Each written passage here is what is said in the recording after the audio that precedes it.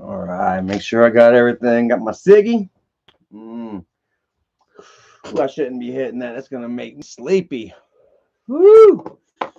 Speedballing it tonight, guys. I got the nicotine and the ghost. Woo! Let's see how this turns out. This is gonna be experimental. What's up, everybody? Charlie checking in, and damn, coming at you on a sad day, sad week, man. Sad 2014, huh? As you can see from the name of the video, live stream, our friend Duggie has passed. Duggie West, the fighter, angry grandpa personality, friend, family member, loved one in many ways, and we are here tonight to pay some respects. So let's go ahead and do some shout outs here real quick while we wait on everyone to get in. Actually, let me go ahead and share the link out right here. Our friend Chrissy Pepper Queen, thank you for joining us, and Ace Man. Much love to you guys. I feel like maybe we might need a little moderation in here. I'm not sure. Um, the hate campaign is still out on Dougie right now, even in his death, man. They're kicking a dead horse, proverbially speaking. Ugh, I hate to start it off like that, but we're gonna talk about the world and everything in it, I guess, man. Poor Dougie. Let's see. We live. We live. Oh, we lice. No, we ain't lice. I ain't got no lice, man. I ain't got no more hair. I ain't got enough hair to have lice. I went ahead and beat the trolls to the punch, man. Just went ahead and shaved my shit.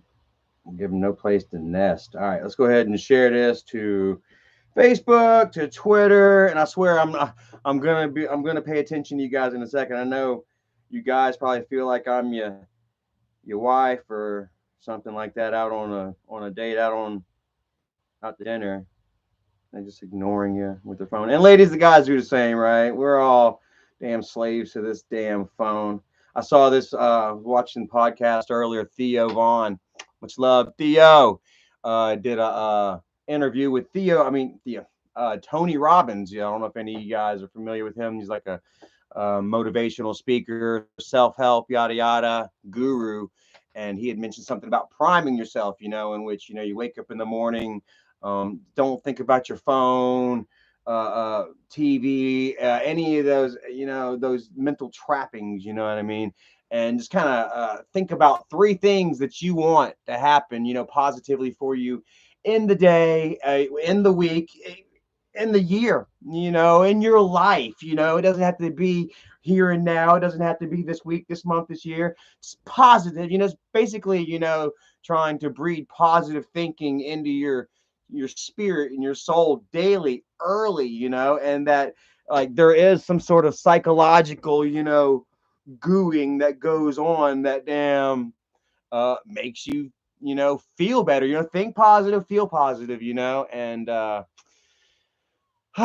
trying that right now, man. I wish and I pray that, should I say that I hope that, for one, the memory of Dougie, will be that of a good one, that the man that he was and the good works that that he did and that he gave of himself, to others in this world, that will live on and that will carry on through us to others, that his kindness and his love and character, his humor, all of that will, will mirror through us and radiate off us onto others, everyone else. And then that Dougie, his spirit and will, his kindness and the positive side of him will live on, the negative always will. You're always going to have haters and trolls, with this whole new world of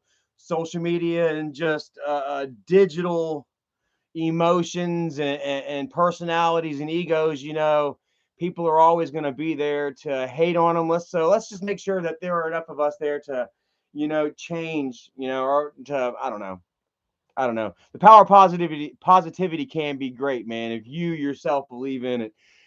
And Andre, good guy. I'm sorry, but forgive me. Don't beat me up for this. Andre Goodmunson, is that your name? I'm sorry. My friend Chrissy and Ace Man joining in the house tonight. Thank you for joining in. I'm a little nervous right now. Sorry, guys.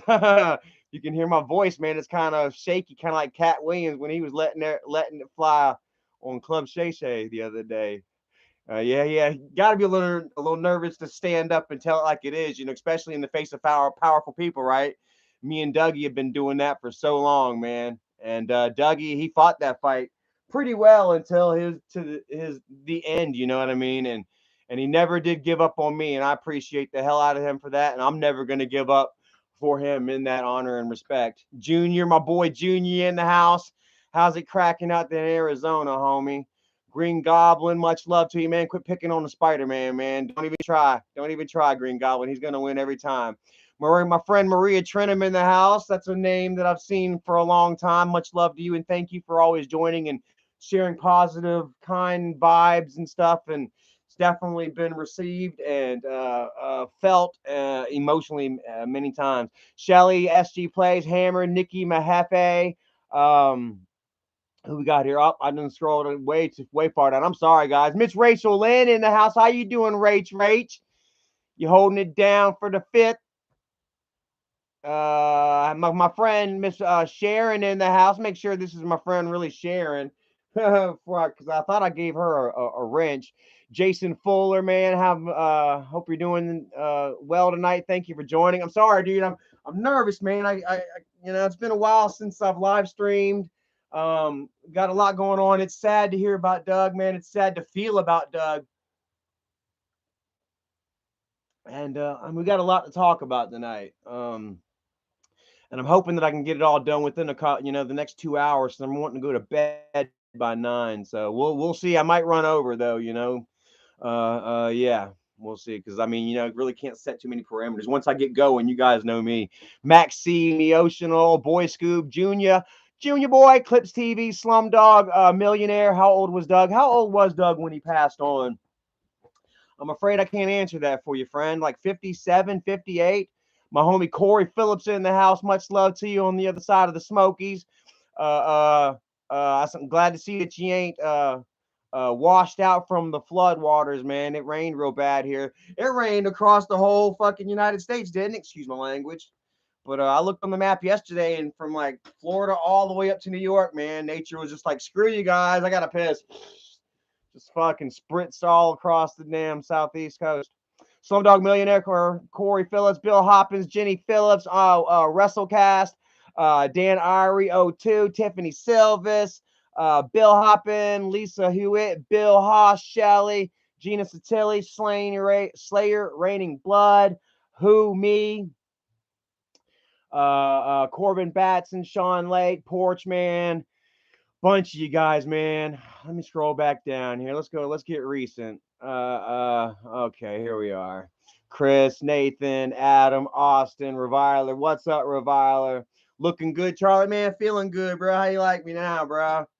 Been working out a lot, relatively staying on my diet. I'm actually just wearing this jacket right now because it's kind of cold in here, guys.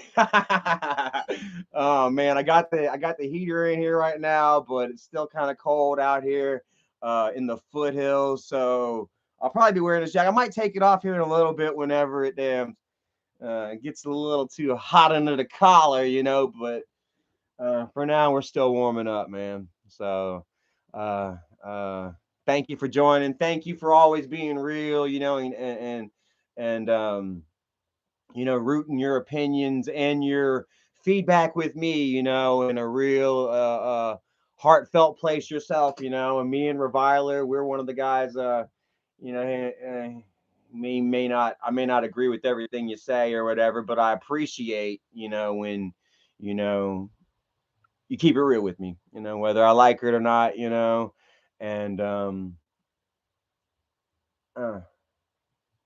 I don't know if this is exactly how I want to start it with Dougie, you know what I mean? Because we're here to remember Doug, for like the good and stuff. And and I hate how it ended for him, you know, and how it continues to go for Dougie. You know what I mean? Because excuse me, let's just go ahead and get into it. Quite frankly, you know, Dougie was brought in.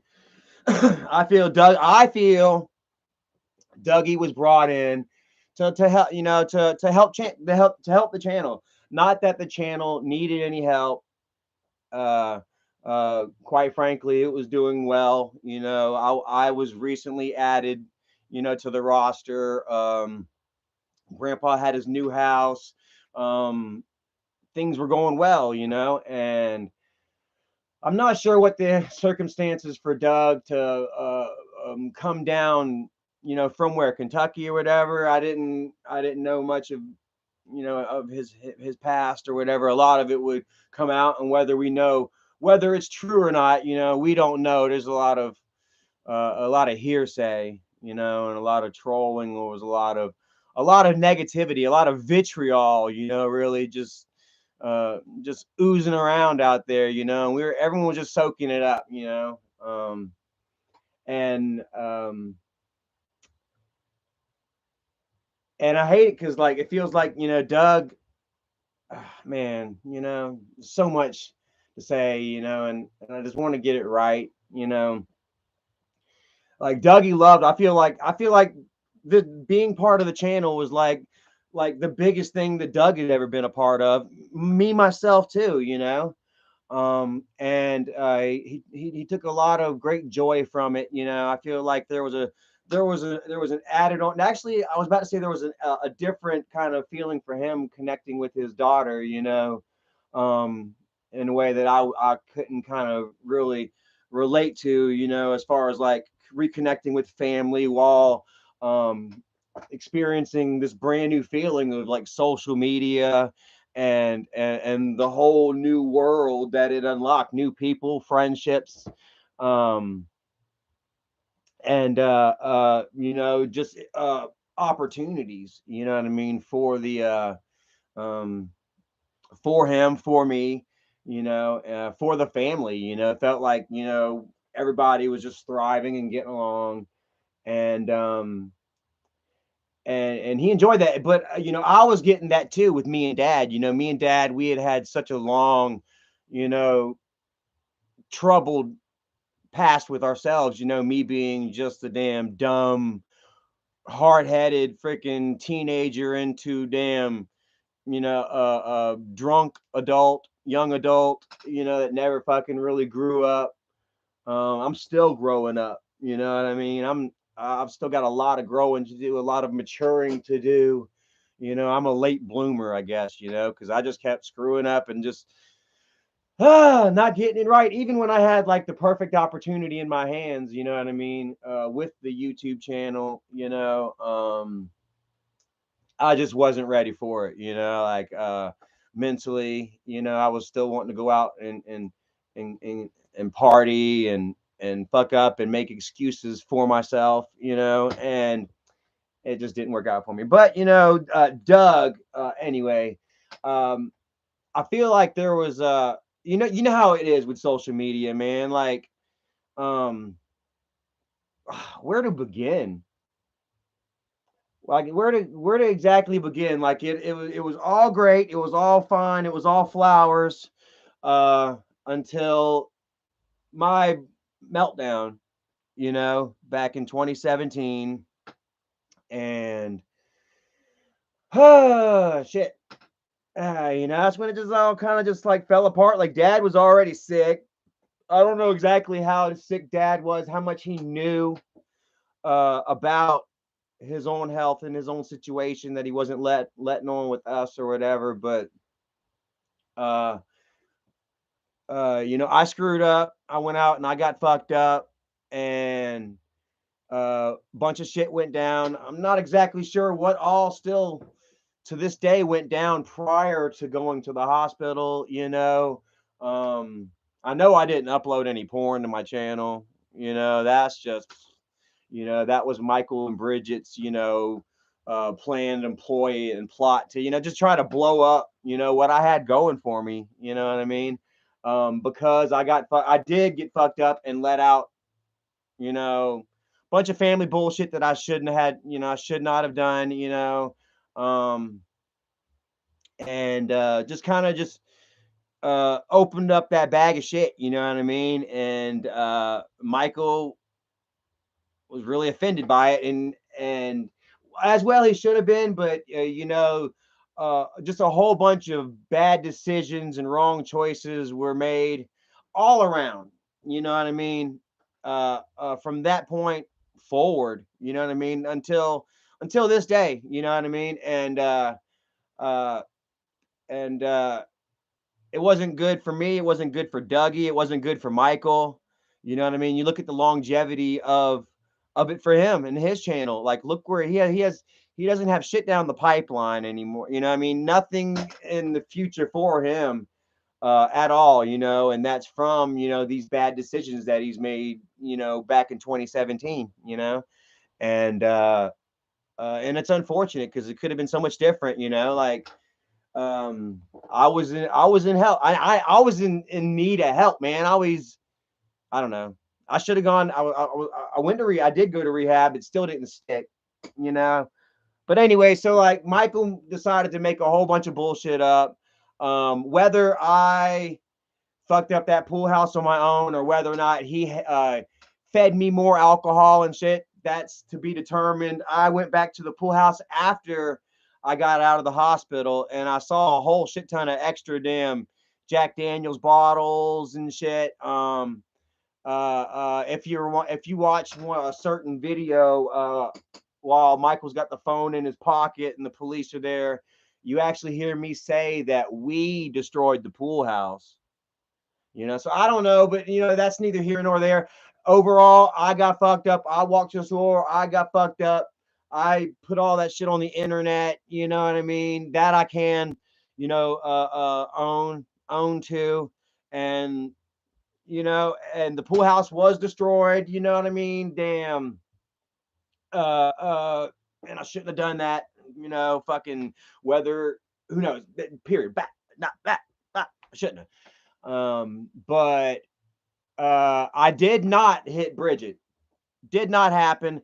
I was watching the video again the other day. We can kind of go back through it, but at another time or whatever. But Michael talks about how it doesn't fucking matter. Like, yeah, I don't know. This is a long, deep, dirty rabbit hole, that at first Dougie took, part in. You know what I mean? Like he would go on to defend his daughter, and who wouldn't? Like, say that it happened to you. Say, that you were in Dougie's position and that was your daughter, you know what I mean? And I mean, what would you do? Would you lie? I mean, especially when the cops are right there and fucking damn your daughter and her freaking fiance, her boyfriend are blatantly lying to the fucking cops, and then they look at you, right, Doug? Like, what are you gonna do? Like, are you gonna be like, no? I mean, are you gonna stand your ground? Are you gonna stand on morals, or what are your morals? Where do you stand? You know what I mean? Demented gaming. I don't know about that. I've never seen that. If you can help me out with that, that'd be something else. Yeah, Miss Rachel Lynn says, listen, Mike filmed everything but the lead up. It never made any sense. Yeah, see, so what he went ahead and told everybody originally was that Bridget had the camera in her hand, and that I followed her all the way up to the porch and was about to was about to hit her or whatever, and then that's whenever Michael grabbed the camera and started filming or whatever. But if you watch the video, he's filming while I'm walking all the way from the pool house. Like, I'm halfway, like they're on their porch. I'm freaking, it seems like I'm coming out of the doorway of the pool house still, yelling stuff from where they used to park Grandpa's 55. Is the 55 even there anymore?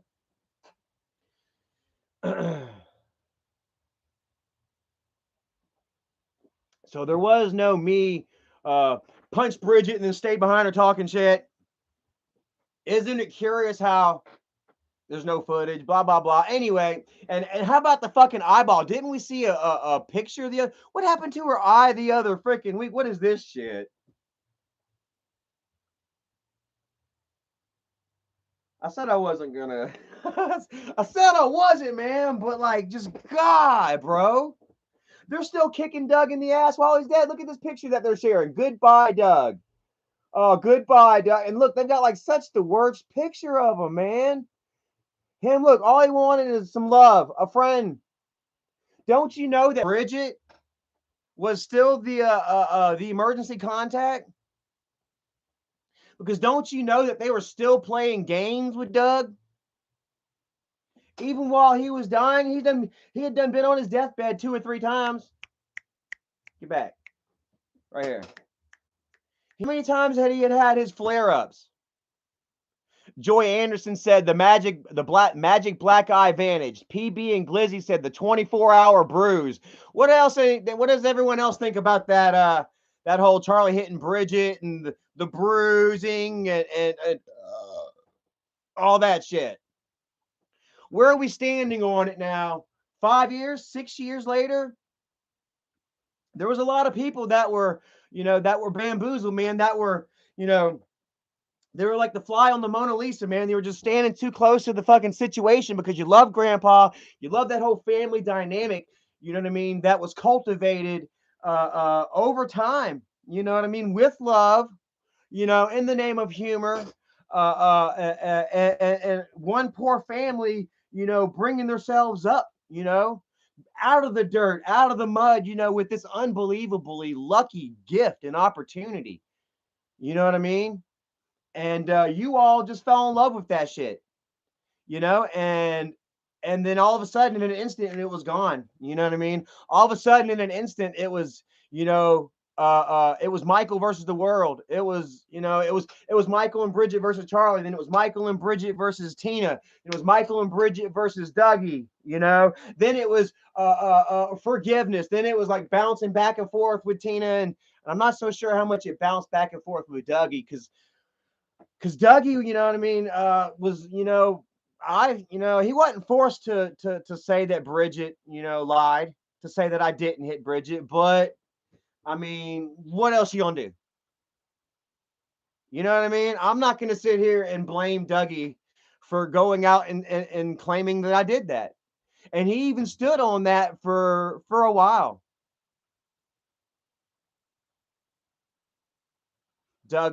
Christopher Cunningham said Doug died alone and Mike filmed AGP on his deathbed, and now they're going to use both deaths for cash.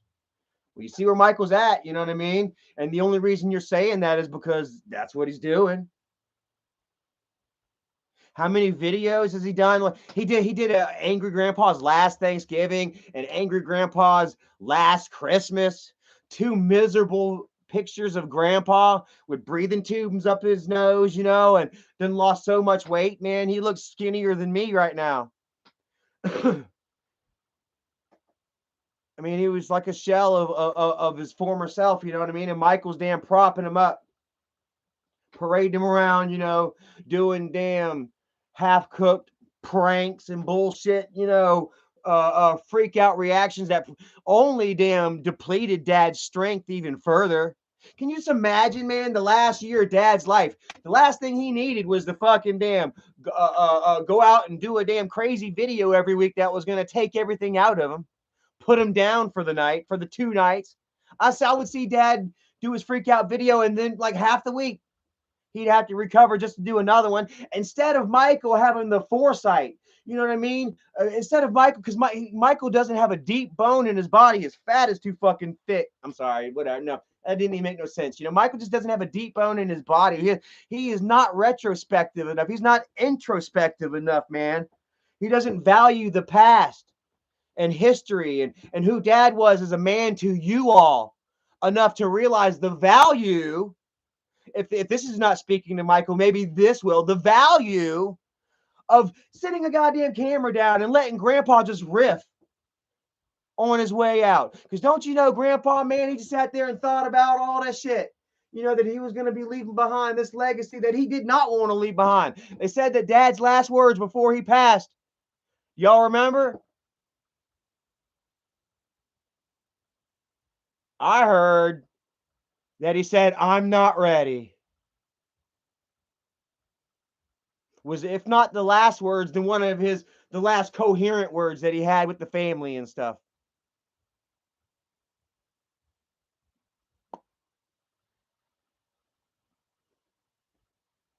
Bullet Club says thought this vid was about Doug. So did I. But here we are, and it is about Doug, and it's about like the lack. It's about the respect and like the lack of respect for Doug. Because don't you know that Doug was there when Dad died?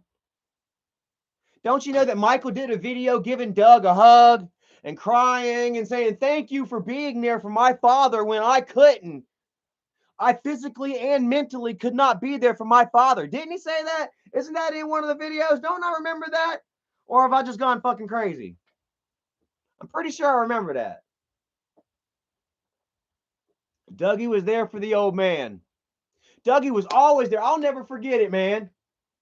I'll never forget the first time that I met Dougie. Reeling it back in. Thanks, Bullet Club. I'm sorry about that. You're right. But I will get on these tangents. I'm sorry, because it's just all the good and the bad and shit is just all just mixed in like a fucked up vegetable soup, But you're right, man. It's really back into Dougie, dude. Because Dougie was a great man. I won't say great man because I don't know what all he did for you or anyone else, but he was a good man, kind man to me, and I guess you could say he was great to me and for me, in that he did come forward and admit his lie. Because I don't feel like Dougie, could live him with himself with that lie. Because don't you know, whenever him and Michael started butting heads, that's one of the first things that he went to. But hold that thought. I gotta take a piss. I tried holding it. Maybe y'all can still hear me.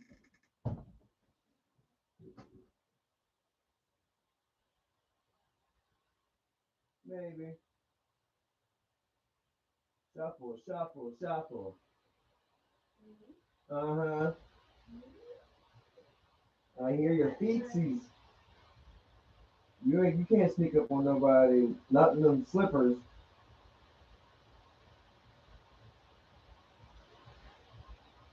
The slippy slidies.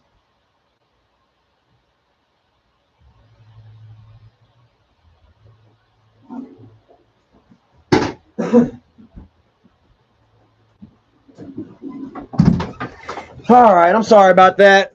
Anyway, what's up, Classic Toast in the house? Christopher Cunningham, Miss D's T. Oh, that's a name, a blast from the past. How you doing? I see that your message deleted and whatever. Look, not everybody's gonna have the nicest things to say about Doug.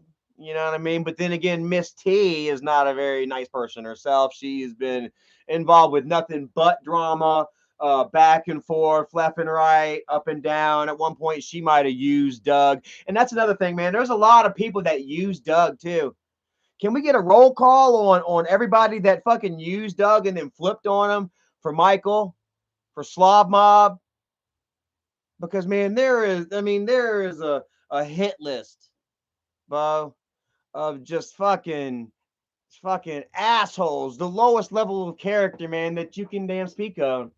And Dougie was their way in. Nick Welsh, Debbie C. And what was it? Debbie C. turned on Dougie over a fucking refrigerator. And where's she at now? Nick? What the heck, dude? Oh my God. Don't y'all fucking remember the shit that Nick put Dougie through in the name of Mike and Bridget and Slob Mob? Uh.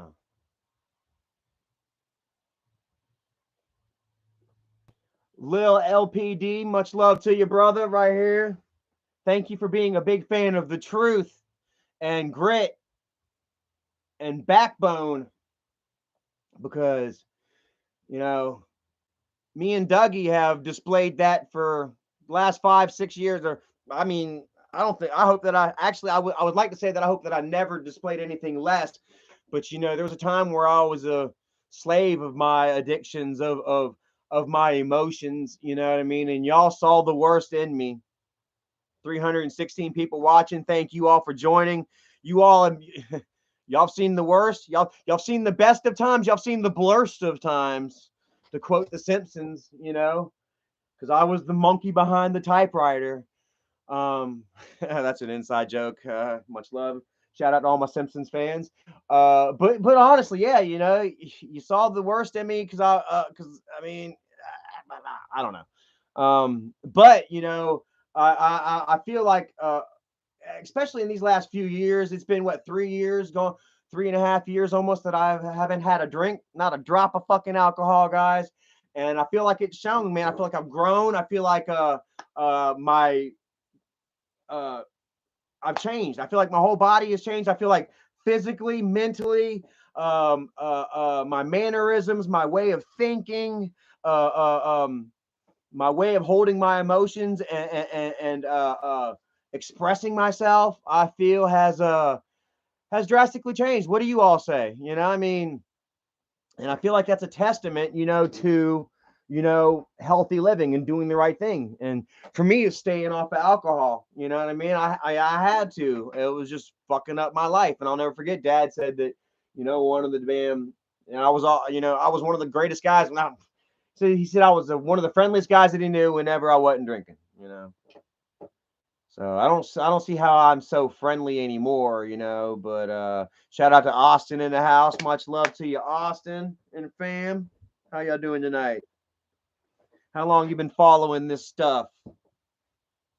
Yeah, like I say, Dougie, man, the first time I met him, guys, he was an ass. I was like, man, this fucking guy like this fucking guy right here, dude, like he thinks he knows it all. Yeah, I felt like this guy, he came in too quick, too loud. You know what I mean? And y'all know how that is, man. Somebody comes in, a new guy, and they just jump right in and act like they fit right in. You know what I mean? And they can be one of y'all without paying their dues or putting in the time. And you just kind of like, man, it automatically puts a bad taste in your mouth. You know what I mean? If there's anybody out there that deals with enough people and enough numbers, you know what I mean? You'll know exactly how introducing a new element, a new personality into the group can be. You know what I mean? And it shakes shit up, and and it did with us. We didn't really, you know, it didn't sit well with us, especially Dad, because every time that Dad was trying to think of something to do or how to do something, Dougie was right there. Well, Bo, you know, and Dad really did not like Doug starting off. Uh, he was what's that? Joha, Joe, whatever. Uh, fucked up my train of thought, man. What the fuck? Where was I at? Dougie and Daddy. Okay, Daddy. What the fuck? Pop. Uh, Dougie and Dad, man. Started out rough. Uh, but one day I came into the house or whatever, and Dougie was sitting at the coffee table, or not the coffee table, at the kitchen table having coffee with the old man. And they were just talking about what the next thing to do was in the house or whatever, and just got along so well, and I just could not believe it. You know what I mean? Like, I feel like Dad, you know what I mean? Dad mellowed out a ton in his older age. As he got older, that angry grandpa deal just kind of went away, especially when the money started coming in. Unfortunately, I hate to say it, but when the money started coming in, the worry started going away for Dad, and your love for Dad and stuff, it really just soaked into him, you know what I mean? And you know how it is. Think positive, feel positive, and he always had something positive to look forward to. You know what I mean? Something positive to engage in. You know what I mean? Um, and where was I going with that? I don't remember. I was talking about Doug and Doug and Dad. I don't know. Doug and Dad, yeah, they just getting along well, and fuck. I feel like I just had like a mini stroke, man. A little Malcolm in the Middle or something like that, man. Put my ring back on. Figure out where the hell I'm at. Oh crap.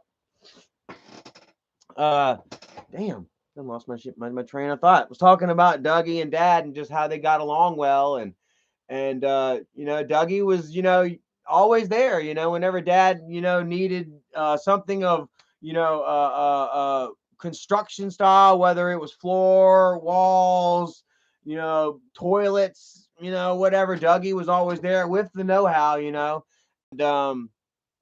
saved dad a lot of money, you know what I mean? And also gave dad somebody to talk to, you know what I mean, besides, the boys, you know what I mean, besides me, which dad me and dad still me and dad never really had that connection, man. Uh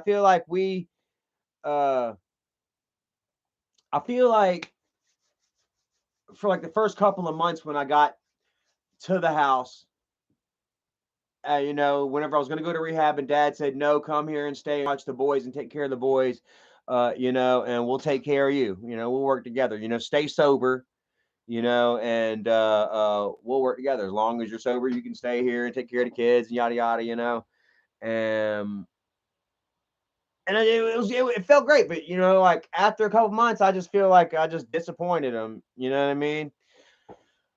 Woo! That's one thing with me and dad. I always felt like I was a disappointment to dad because I probably was. You know what I mean? I was constantly fucking up. I was staying drunk. You know what I mean? One step forward, two steps back. You know what I mean? As soon as you were ready to damn throw some praise on my name or whatever, here I am fucking it up. And and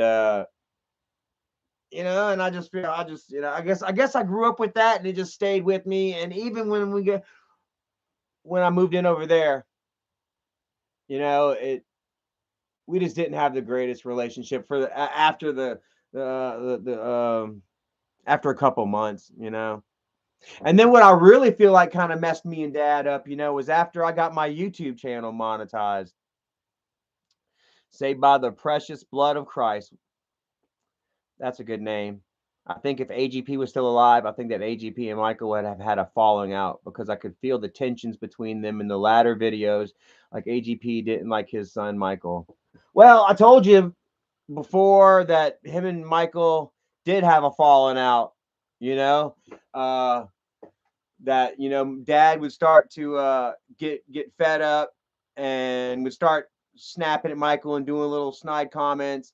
And it didn't take long for Mike, to come to a head, and Michael, in between takes, Michael would say, "Okay, I want you to do this," and Daddy was like, "All right, Massa, all right, sir, all right, Massa," you know what I mean? Just kind of like, almost like mimicking a slave, whatever. But yeah, he felt like Michael's slave. You know what I mean? Is what he was kind of putting out there. You know what I mean? That he didn't have any say in his art and his character. And he was giving Michael heat for it. And then so I won't forget it, man. Like he was sitting there and he was like, "Yes, sir, Massa. All right, Massa." And then Michael had his little shit on his little shit camera on a stick, and he was like, Michael was getting ready to start the camera again for Dad to do his thing, and Dad was like, all right, Master, and then Michael was like, all right, you know what? We can just fucking quit this right now. You know what? And man, because what I hold on to so much was it was like you could see Dad's the shock, like boom. He really didn't think that Michael was gonna damn jump back at him like this. He really thought that he was gonna what I mean, have a little say or something like that, that it wasn't going to come to the head right then, and Dad wasn't ready for it. You know what I mean? Because, Michael spun that little fucking camera around. I was like, okay, we can fucking cut this shit right now. You don't want to do this anymore? We can go ahead and cut it, split it, end this shit. Yeah, I'll split it. You can have yours, I'll have mine, and we'll just go our separate ways. And then I saw like a dad flinch, dude, man. Like, you really saw him like just like fucking Michael just boom, you know what I mean? Just the full fucking force and gravity of the situation. Just slam Dad like a fucking Mack truck, bro. And he literally flinched, bro. Like he literally, I don't know if I'm an empath or overly emotional and I feel it in others, or if he literally fucking, if it was just a flash in his eyes, or if he literally fucking leaped. in his under his own fucking skin, man. But yeah, it affected him, dude. And then Dad was like, "Oh no, all right, bro, we'll do it your way." It totally fucking broke Dad's spirit. But that's not what broke Dad's spirit. It would be that week. Michael would take a full fucking week to break Dad's spirit. God, I wish I remembered that week. It was a week that I was there. And the later years. But Micah would basically essentially ghost Dad for a full week. Ghost Dad, huh? Much love, Ghost Dad. And it would also start a trend, really. He ghosted Dad for about a full fucking week. And LMR says, Charlie, did you see Mike's tribute video to Doug that they just released? No, and I didn't watch the first one that they just released neither. I thought that he was retweeting his video from the other day and just changed the thumbnail or something, because that he's been doing that to try and trick people to fucking watch his videos to break at least 100,000. And so I thought that's what he was doing with Doug, that he was damn re-airing the Doug episode, but apparently he made two RIP Doug videos. How the fuck? And I know the first one that he did, that he talked a lot of shit, and Bridget talked a lot of shit, and F you daddy and stuff like that. But I don't know. I hear that they did the same thing in the second one. I was hoping that maybe that they kind of saw the error of their ways, and that they caught a lot of uh, uh, shit for it. You know what I mean? And that that they were hoping to maybe twist and recant, but they didn't. As a matter of fact, Michael would go on to doubling up uh, uh, on it. You know what I mean? But he did. And you know how, like, fucking Michael and Bridget, they were talking about how Duggie chose likes over love. How Duggie was going live and Duggie was talking shit to them. You know what I mean? And how he was damn uh, uh, just trying to kick up drama, to get noticed and to get attention. Well, don't you think that doing videos and getting back with you guys would be the best way for him to get attention and for him to get those likes? You know what I mean? And don't you think I feel like he wasn't getting what you guys had promised him, and so he was pissed about it. Doug died angry. Doug died lied on. I know, and I can speak on it because all the tricks that they pulled on him, they originally pulled on me. You all watched it happen originally right here. I pulled through though, man. Doug was just a little bit older, man. He was a little longer in life, man. And they still kick him while he's down. They still talked about Doug uh how Doug was a piece of shit and they wanted nothing to do with him and shit. Yet meanwhile, behind the scenes, they were fucking pulling Doug's heartstrings. They had Doug out there to meet his grandchildren. Y'all remember that day that they had Michael dared Doug to come out there and see him, blah, blah, blah. And so Doug showed up. Doug showed up to have a sit down, what he thought was going to be a mature adult conversation, reconciliation, coming to terms. You know what I mean? Between adults, father and daughter. Get back right here, baby. Woo. Follow my fingers. All right, well, it'll get there. Damn, fuck my shit up. Yeah, fuck. What was I saying, man? I'm losing my shit. Yeah, he was telling everyone else that Doug was a piece of shit, that Doug wasn't allowed to see his children, that he was gonna die, this, that, and the third, and then behind the scenes, they had Dougie talking with Bridget, making her the guardian of his say. What do they call that? This fucking camera's pissing me off, making me lose my shit, lose my train of thought. Don't get the Logitech HD 1080p. Is there a new one that's out that maybe I can get? Actually, I thought this was the newer one. But every time I put my fingers or cameras up, pictures up to the camera, it takes like a good fucking 45 minutes or so. 45 minutes, 45 seconds or so. But Michael, just like he played me back and forth behind the scenes with all of you, he did the same thing with Doug. You know what I mean? Where he told you all that I did not want to go see my dad in the hospital, this, that, and the third, and that I was a bad son, and that I would die. I would go to my grave regretting not saying goodbye to my father. Meanwhile, he was telling the hospital that I wasn't, allowed to come see dad, that I was blacklisted, and then he called his bodyguard Fatso up in New York, you know what I mean, uh, to stop me from saying good, to accosting my father from filming my dad. They said that I was gonna come in there with the camera and try to get pictures and footage of my dad on his deathbed for video. Meanwhile, Michael is still doing that very thing to this day for no fucking reason. Like, there's no reason that Michael had to come out with Grandpa's last Thanksgiving, Grandpa's last Christmas. Was there? Honestly? Was there really a reason for him to come out with two videos now, Markham? Two videos of Dougie dying after they've said they've done written him off and he had nothing to do with the family and the kids, and that he was a piece of shit, manipulator, child abuser, this, that, and the third, everything you could think of. Dave Pound says YouTube has ripped your family apart. Dougie and his daughter apart, ripped you from your family. It's sad that you and your brother can't even talk to each other. Life is too short for all this hate. Hey, check it out. Bro, check this out, bro. There is nothing that Michael would love more than for me to be back in them fucking videos. Guaranteed. Nothing more.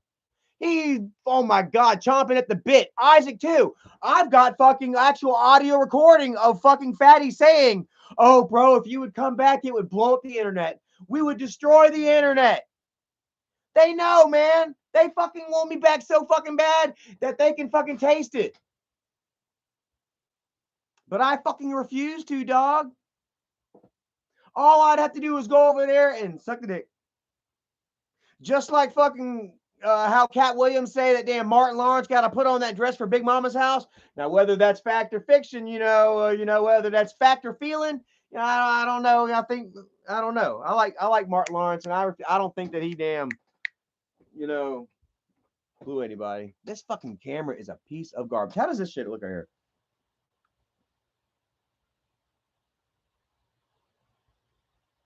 Where am I at? It still looks good to me. This shit's playing tricks on me. My shit's playing tricks on me. Let me get back over here. Oh yeah, my shit looks crystal. It's just my damn camera. Fuck it.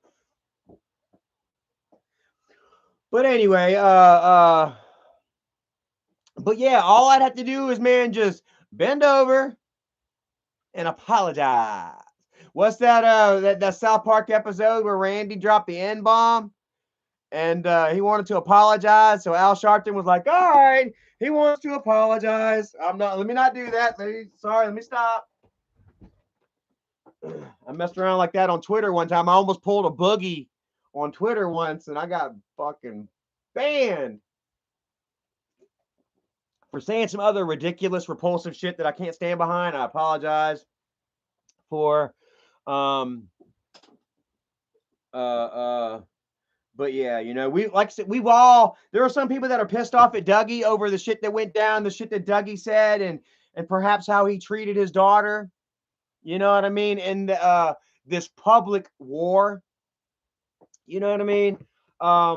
But you got to put yourself in both of them's shoes. I'm not saying that Dougie was right. I really wish that Dougie, man, I hate to see how Dougie passed in the end because he knew he was being played. You know what I mean? That Bridget and Michael, you know what I mean? They were hosting these private meetups and these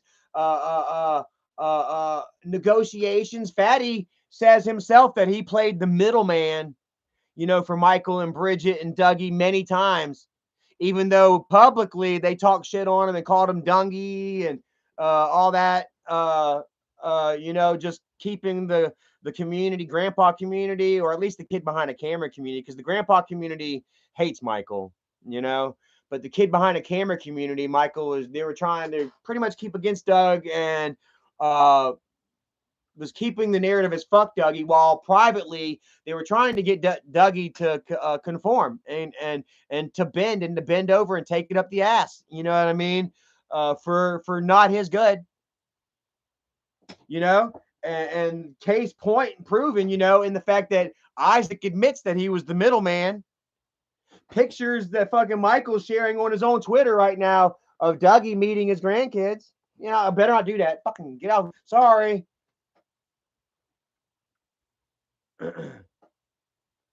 You know, it's proof right there that they were damn bringing him in and offering him a little bone. Boy Scoob says, "What happened to Kimberly? Where is she? Where is Kimberly? She's sus.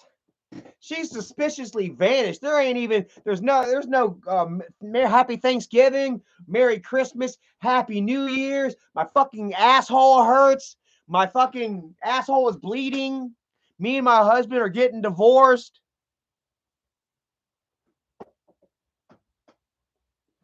Nothing. Kiss my ass, how you doing? Nada. She's been used and abused and spit out. But don't you know Kimberly didn't have to you didn't have to agree to that bullshit, Kimberly. No, you didn't. You could have said, fuck you, Michael. I'm not going to do that. No, And then Michael would have tried to figure out some other shit. He would have just went with the fucking gave kids drugs and alcohol storyline. Which mysteriously, all those videos are gone, aren't they? All those videos of him posting accusation after accusation to drag my name in the mud, they're gone. They're either privated or they've been deleted. And boy, don't you know, I wish that they were there right now, man, because I'd sue the fuck out of them. That shit is nothing but liable. I'd at least take it to court. I'd at least go to Morgan and Morgan.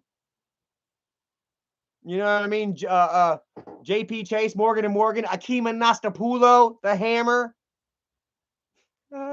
Like, hey, yo, because I didn't really do so back then because, man, don't you know, Tommy, don't you know, Bobby, back in 2017 and 2018, man, like the laws were different, man. Like YouTube was just, you know, like YouTube harassment and videos and blah, blah, blah, blase, you know, isn't the same as it is now. Now YouTube is a fucking entity, man. People are creating franchises and founding enterprises off of YouTube, man. Fucking Logan Paul's goddamn Prime is like one of the biggest fucking companies of all time now. Is it not? Like fucking we're billions in just how long? I mean, who else? I mean, that's just the biggest example I can think of right now, man. But money, the big fucking money in YouTube, big celebrity, you know, and with that comes new lawyers and laws and new public idea and opinion on what the fuck YouTube and social media actually is. You know what I mean? It was more back in 2017, 2018, kind of like it was just still kind of popping off, you know. There was still kind of like online celebrity wasn't, you know, it was still kind of like a negative thing, you know. Not like it is now, you know. And yeah, you know what I mean? I really feel like times have changed. I feel like Michael knows that shit. And I feel like that's why he went ahead and privated that shit, because I could really sting his ass for these lies that he is straight fucking threw out there, you know, to only disparage my name and discredit me, you know, and turn everyone against me, you know, rob me of my future, you know, my hopes and dreams, you know, as well as his own, you know. Here at the end of the day, man, who's all left in this grandpa community, in the family? Don't nobody know where Kim is. Sure, you can drag her ass back again to have some sort of weird whack ass fucking move the car, unveil. Here's Kim with her big ass fucking unhealthy fucking bitchy ass. back in the picture to fucking control Jennifer's kids and show Jennifer how it's done. To come back into the picture and fucking quickly whip up some bullshit hamburger helper, stroganoff, and scalloped potatoes and act like it's some gourmet meal she wants 30,000 people to watch.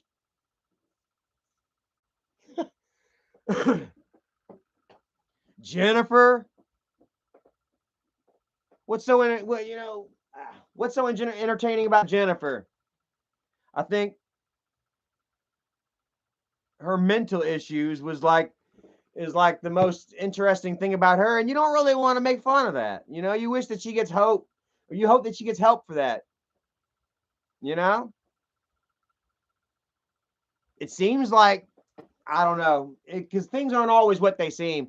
It seems like she's trying and she's focused to get her shit on getting her shit together, but you don't exactly know, what's the truth and what ain't. We do know that the boys are all just straight out of control, doing their own thing, um, and perhaps making her life hell. I'm sorry to say it, guys. I don't want to sit here and take sides with Jennifer, you know what I mean? Because she lied on me too, you know what I mean? But I'm sure that the boys were, making her life fucking difficult, dude. Fucking thugs. Jacob wants to be a thug. Literally fucking, wants to go out there and be a fucking badass and disobey everybody and break all the fucking rules and destroy the fucking house and shit and do drugs and, fuck chicks in Jennifer's bed and shit like that. You know what I mean? Like, you can't fucking blame her for saying, get the fuck out of my house. You know what I mean? Go fucking do something with your life. You can't fucking blame her. JC neither, man. Like, JC just fucking hit me up the other day. I threw him $30, you know what I mean? And then went back to his crying shit, man. Oh, come please, I'll listen to you, I'll obey, blah, blah, blah. No, man. I did all I could do to fucking help you by trying to get you in the Job Corps, dude. And you fucked it up, man. Then you went back to your mom's house and you fucked it up again over there, man. Like, I'm not going to sit here and treat them like babies. I don't expect Jennifer to treat them like babies. I don't expect Michael to treat them like babies. I mean, did they fail him up to this point? Yeah. But after a certain point, you know what I'm saying? We got to be responsible for our own decisions and shit, you know what I mean? And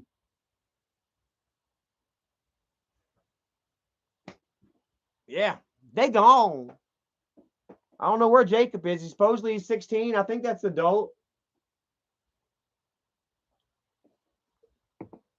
I wish the best for JC. But I will say that's product of Jennifer's parenting, Jennifer's mothering, raised him, how she raised him, like.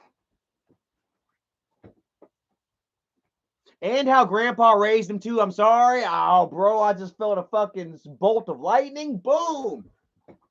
But Dad didn't do them boys any favors.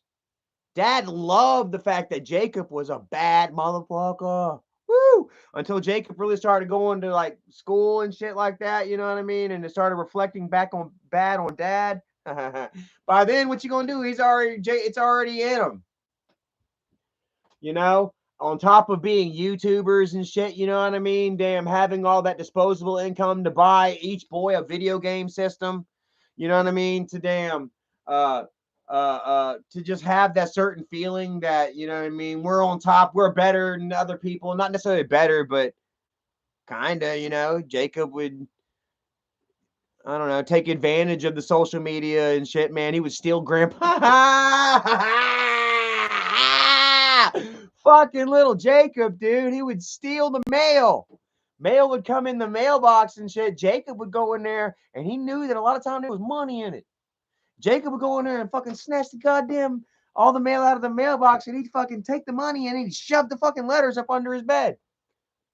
Like, you little bitch. I would have done it too. Say you would have fucking done it too. Shit. But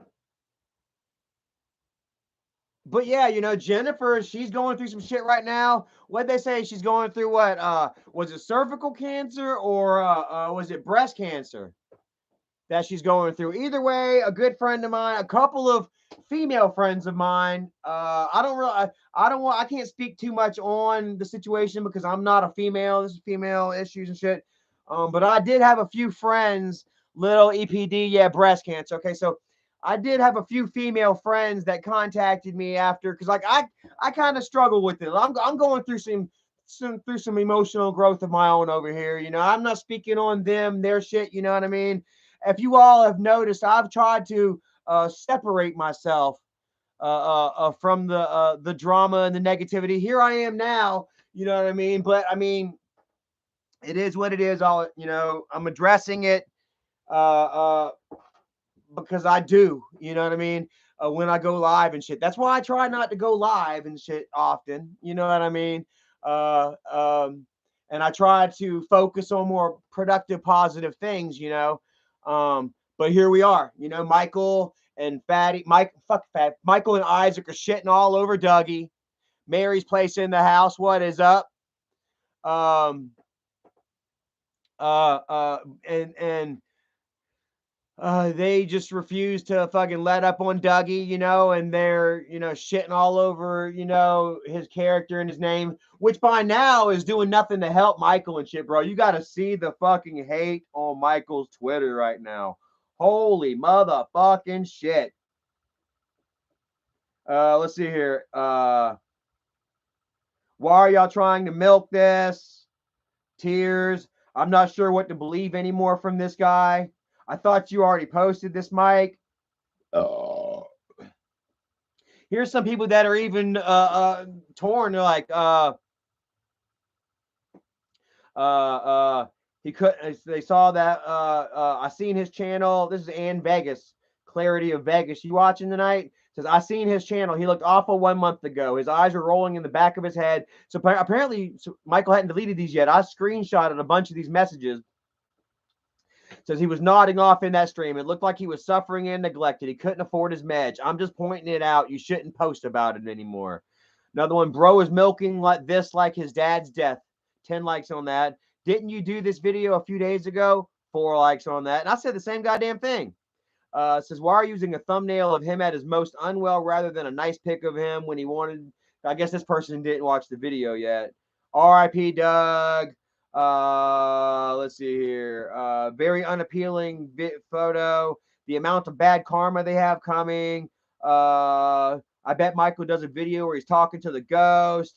Another death, milk views. Y'all are in denial. Just get off YouTube. We know, no need to continue milking a dead guy. You're turning into a lol cow guy.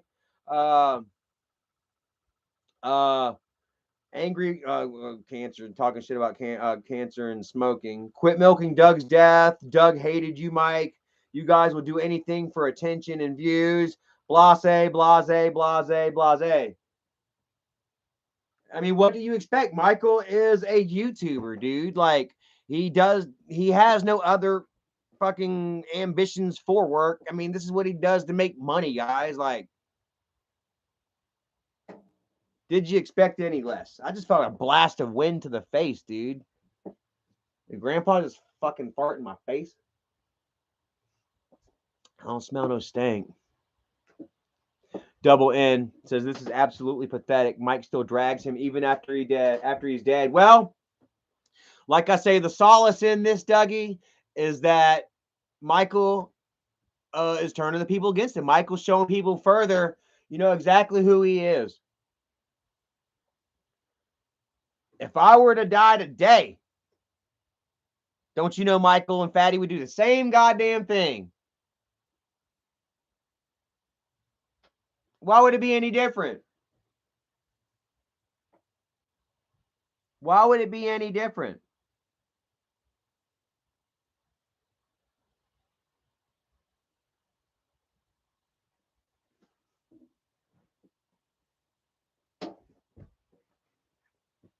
Oh, shit. And why would I? Why would I go help Michael? Why would I want to go back to that? Why would I want to get close to such a negative evil, manipulative fucking person like that. Lil EPD says, what if Michael died? Okay, so here's my take on that. It's like my take on Jennifer, because when I heard that Jennifer had cancer, I felt like, I'm like, damn, like if she, because I didn't know what was going on. Michael, he kept it specifically vague, so that you would watch the video. But uh, I didn't know the full extent of it, and so I was just like, boom, how would I feel, if she died, and it was conflicting, man, because like I feel bad for her. I hate that she has it, that she's sick, that she's scared. You know what I mean? That she's uncertain of her future. You know what I mean? That she can possibly go at a time right now where at least she is saying that she has made, strides and could potentially make something of herself and earn a career. Um, uh, but there's still that cloud of fuckery over our head of sadness, of accusation. You know what I mean? Uh, that that she hasn't come clean with. You know what I mean? That I haven't, I guess, been afforded the luxury of closure myself. You know what I mean? And closure is one of those touchy things. And while I love her, and she's my sister, and I share fond memories with her, and I remember, you know, I remember times, like we went through the toughest times, man. All of us, man. I remember not having enough money for fireworks and stuff, and I remembered specifically one year that we all grabbed some pots and pans, and that at midnight we all went out and we banged our fucking pots and pans, ding ding bang bang bang. We made our own shit show, man. We made our own fireworks that night, and Dad didn't care. He let it happen. You know what I mean? And we were, and don't you know that I would like to share those memories? I thought about that for New Year's, and I thought about maybe posting it, but putting it in a way, where it was just my experience to feel or whatever, But I just said, fuck it. You know what I mean? We'll just leave that alone. We'll just keep that memory, back there in the filing cabinet, pull out for myself, put back in, close it. Uh, that's where that is now. And it is. That's where, a lot of our shit is, because we can't fucking, we haven't come together, and aired our shit out in honesty and openness, you know what I mean? You know, uh, where we're able to fully examine our past and our histories, and fully take that sip, that swallow of nostalgia. You know what I mean? But I saw Doug, man. Point that I was getting at is like Doug, man. He was fighting, man. Doug was fucking fighting mad, man. Doug felt wronged and lied on and about and lied to, and all he wanted was to do the right thing, and then to have the right thing done, and to go in peace. You know what I mean? And you saw it in his live streams and shit. Didn't they say that he told Bridget that he was gonna haunt her? Did somebody say that he said closer in in the end that he was gonna haunt her? I guess. Uh, like you just like, he was mad, man, and and I hated to see him go through it, man. I wish that he would have just kind of just found that peace, that inner peace, that certain, because they weren't going to give it to him, even in death. They're not giving it to him. They still deny him. The fact that they started all the bullshit. Because how did it go down? How did all that shit go down with him and Doug? I can get Erica to come in here and tell you right now.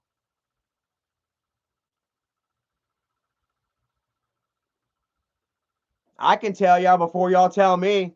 How'd that shit happen with Mikey and Doug?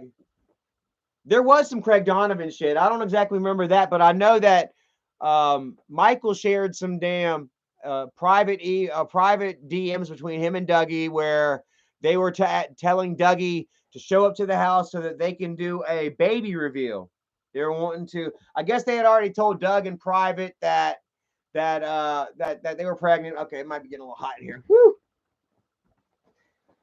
That they were gonna have a kid or something like that, and that they wanted to do a reveal or whatever. But I guess they had already told Dougie prior or whatever, so I guess it wasn't fully there. You know, Dougie's like his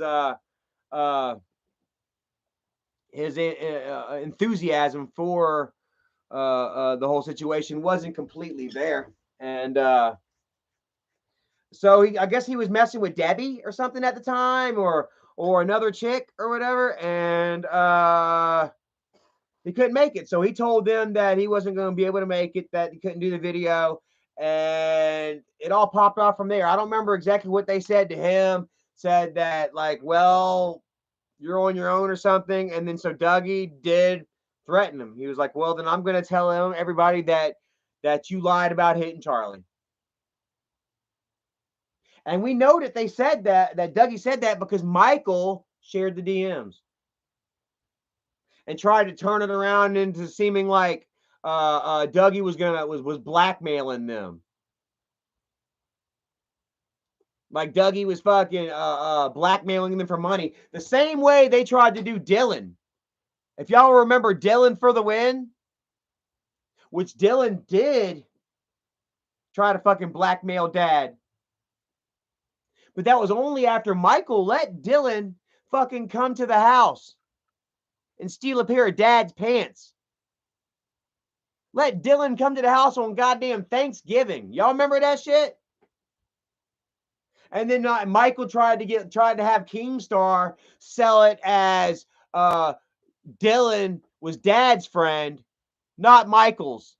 But if you all remember, fucking Michael and Dylan were all over the place together, all over Twitter, YouTube.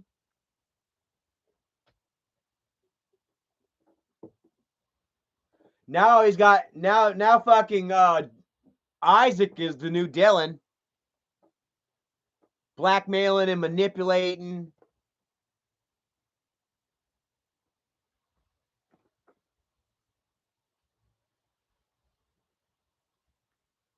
And I say that's it, man. That's what you get.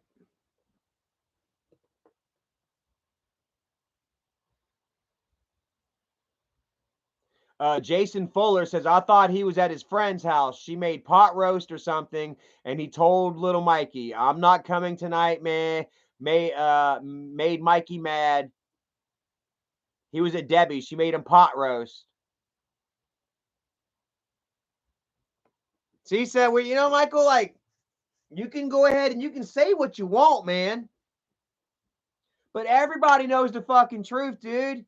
You can block who you want on Twitter. You can delete all the negative comments on your YouTube. But we all remember, man, we're not fucking stupid. And all these youngins that did believe your shit and did follow your every fucking word, you know what I mean, and stand out for you, like they've grown up. You know? They've learned that you lied to them.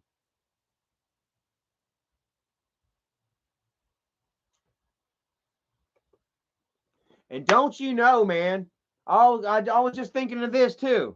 Like while publicly Michael and Bridget told you all that Dougie was a piece of shit, you know, or publicly while secretly they were talking to him, showing him his grandkids and shit. Don't you know they were giving him a little taste?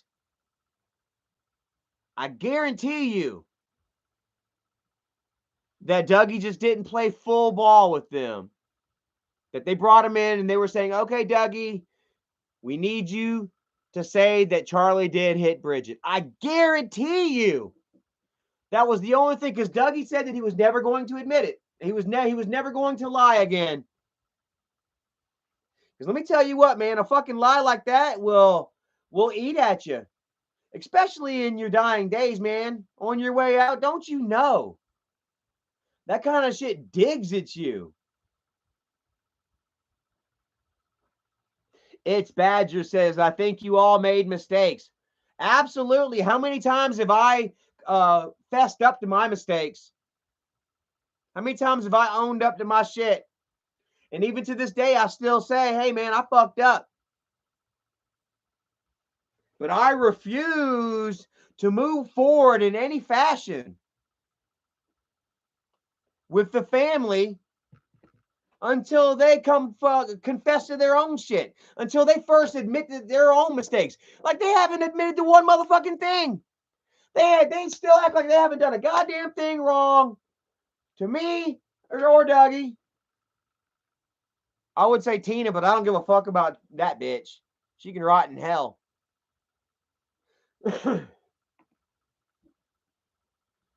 But you know, Dougie, man, he died defending me, man.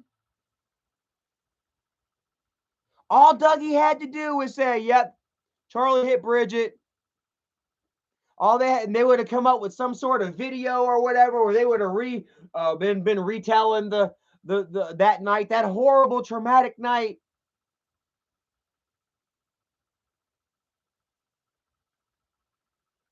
You know what I mean? To where when Dougie did pass, I would have never been able to say Dougie admitted the truth, because they would have been like, right here, nope, Charlie.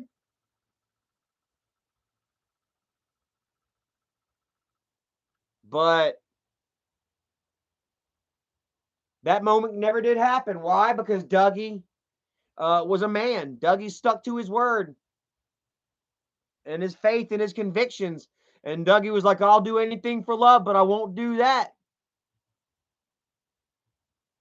Especially in your last days, man. Dougie knew he was on his way out, man. Like, he had been to the hospital a few times, and man, that shit almost took him out a couple of times.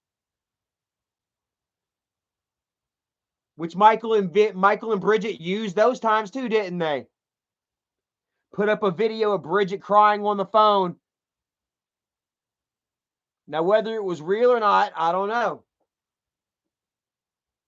But I gotta feel like if Bridget's any sort of human, you know what I mean? If I can relate to Bridget in any sort of human manner, I would feel and think that that shit is gonna affect her.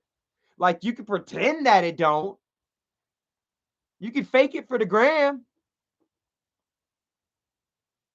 but I don't think that you're holding that same energy at home. Honestly, like, and that's only for me trying to look at her situation from my point of view as a human, emotionally. Lil EPD says, do you still talk to your mom? No, I don't.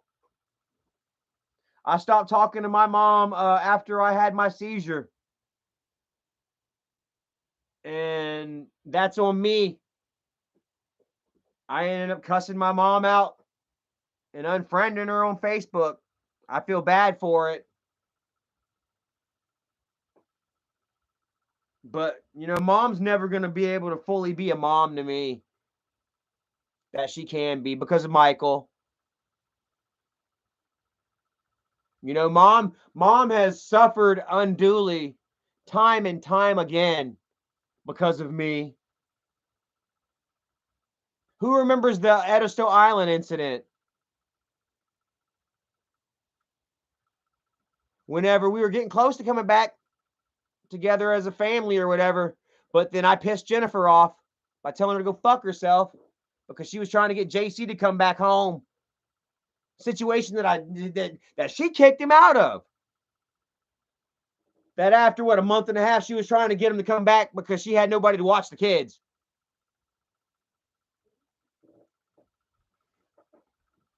And so me and Jennifer get into it.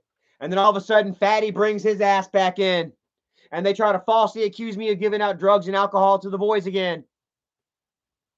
Then Michael literally did a fucking video trying to get Johnny to say I gave him drugs and alcohol. Who remembers that? Everyone remembers that.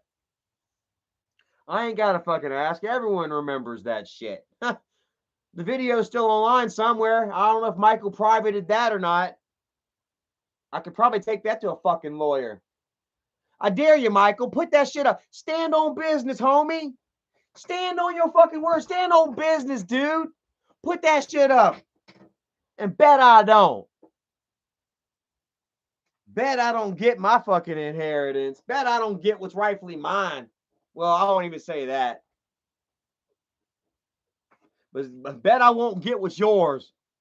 Bet I won't get what's rightfully dad's.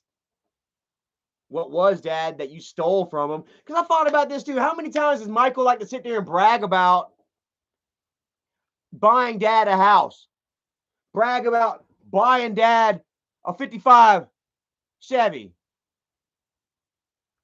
How you gonna brag on buying dad these expensive gifts, and dad ain't even had that kind of money in the bank himself? If you and dad was supposed to be splitting money down the middle, how the hell dad living out in Creekside? Oh, that's right. Michael was claiming that dad spent $50,000 a month on drugs. Huh? He went on now, what, No Jumper with Adam 12. Adam 12?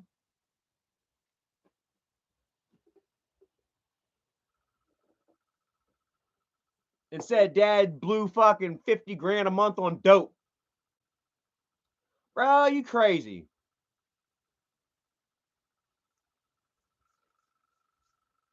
Like that was dad's money that Michael was just pocketed in his own fucking bank. How do you think that made dad feel whenever he was like, oh shit, Michael flossing like that? He got that kind of money in the bank? He's only giving me $5 grand a month? Adam 22, my fault. I want to go back and actually watch a bunch of those old Jumper. I didn't know who No Jumper was here until recently, and I hear that that they reported a lot on like the gang wars and shit, man. Chi-Town craziness a couple of years ago. I'm interested in all that. Thought about maybe what y'all say.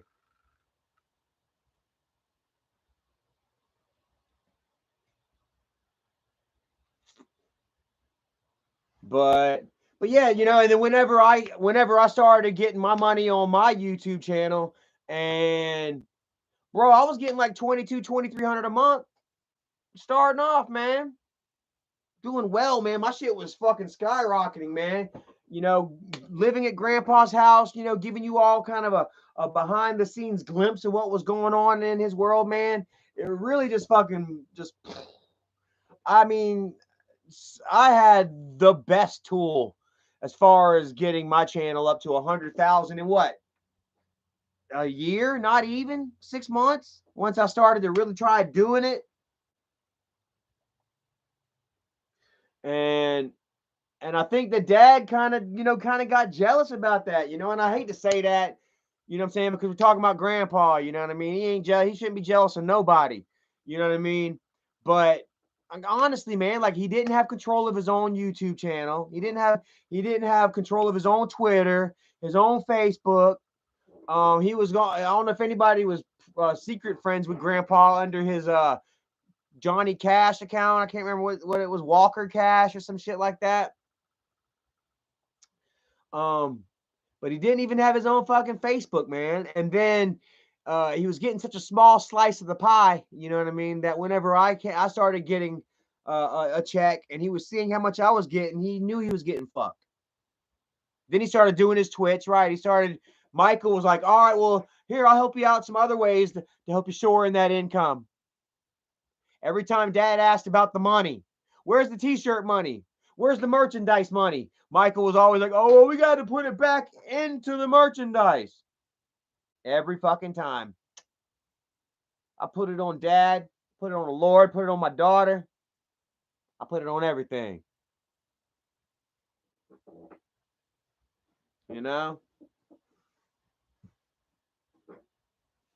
And see, that's why, I mean, 317 people watching, man. Thank you all. That's a great number. I like that number, man. Isaac brags about this sort of number.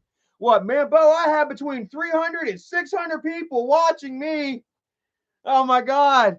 With 50,000 subscribers. Bro, I'm doing it with fucking whatever. I don't care. I'm not a numbers whore like they are, bro. Like I say, I slowed down with the whole fucking live streaming, focusing on like regular life, my job, house. We're here doing a whole bunch of renovation and remodeling and shit right now. I hadn't really wanted to show you guys, man. Our place has been kind of embarrassing, like quite honestly. Not really necessarily our fault. It's just old. The landlord doesn't want to fix it. The rent is so ridiculously cheap that he doesn't want to put any money into the place. So we're kind of taking care of our shit ourselves. Focusing. Oh, that wasn't me. That was the fucking chair.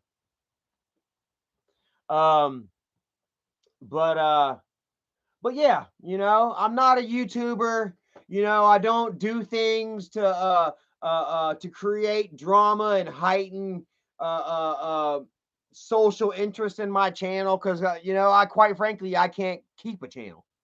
And so I try not to focus all my shit on that. You know what I mean? Whereas Michael has, and it's funny how he says that Duggie, focused more on likes than love. When come on, that is like the stupidest fucking statement anyone can say whenever the common sense thinker would understand that if Dougie choosing love and to get back with the family and have, don't you know, bro, do you know how many views Dougie a reunion video with Doug and Bridget would have been? Dougie playing with the grandkids. Come on. Stop it, Michael. That's what you wanted so bad. But you didn't want it bad enough to where you couldn't get Dougie to fucking just agree, meet somewhere in the middle with Dougie. I know it, Bo. I know it.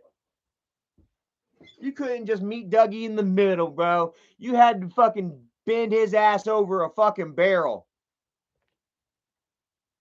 Matter of fact, it's even in his picture. The picture of him meeting his grandkids, bro. Look, he's literally bent over like that because you damn railed him in the ass so hard.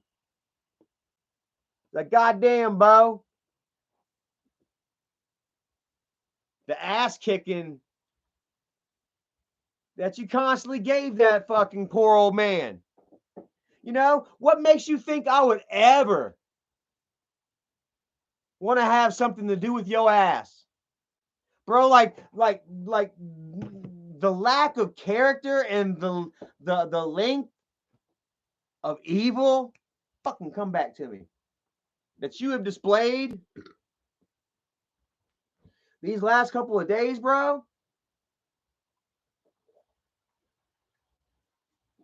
I mean, it's shown me, dude. It's shown me exactly where your heart is, man. And what you would do to me if I were to die tomorrow. And I can't I ain't getting nowhere near that.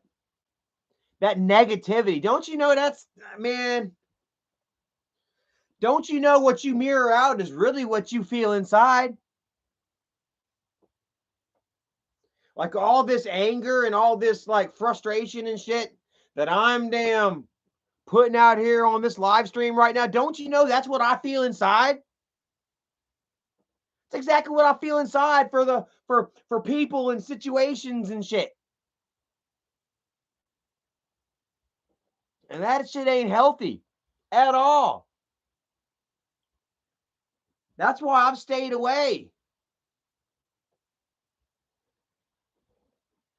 And what you put out is what you receive, is what you take in, is what you become, is what you put out again.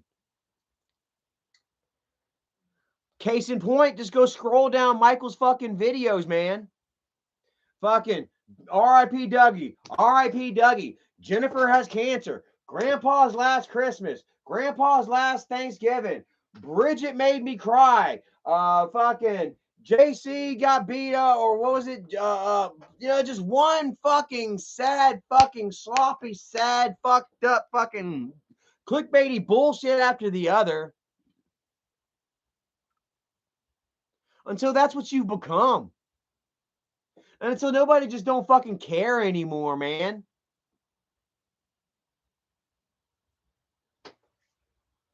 And then you're like one of these shitty actors that just continues to put out fucking shitty damn movie, shitty TV show, shitty song after shitty movie, TV show, shitty song until people just don't fucking care anymore. Until you're Troy McClure. Until you're LolCow.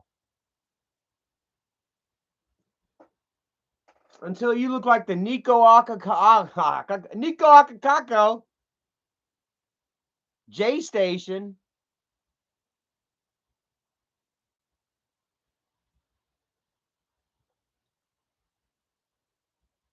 Stan the man says, I can't imagine being in your shoes. I'm really sorry you're going through that with your siblings. I can never imagine being so hateful towards my sister and vice versa.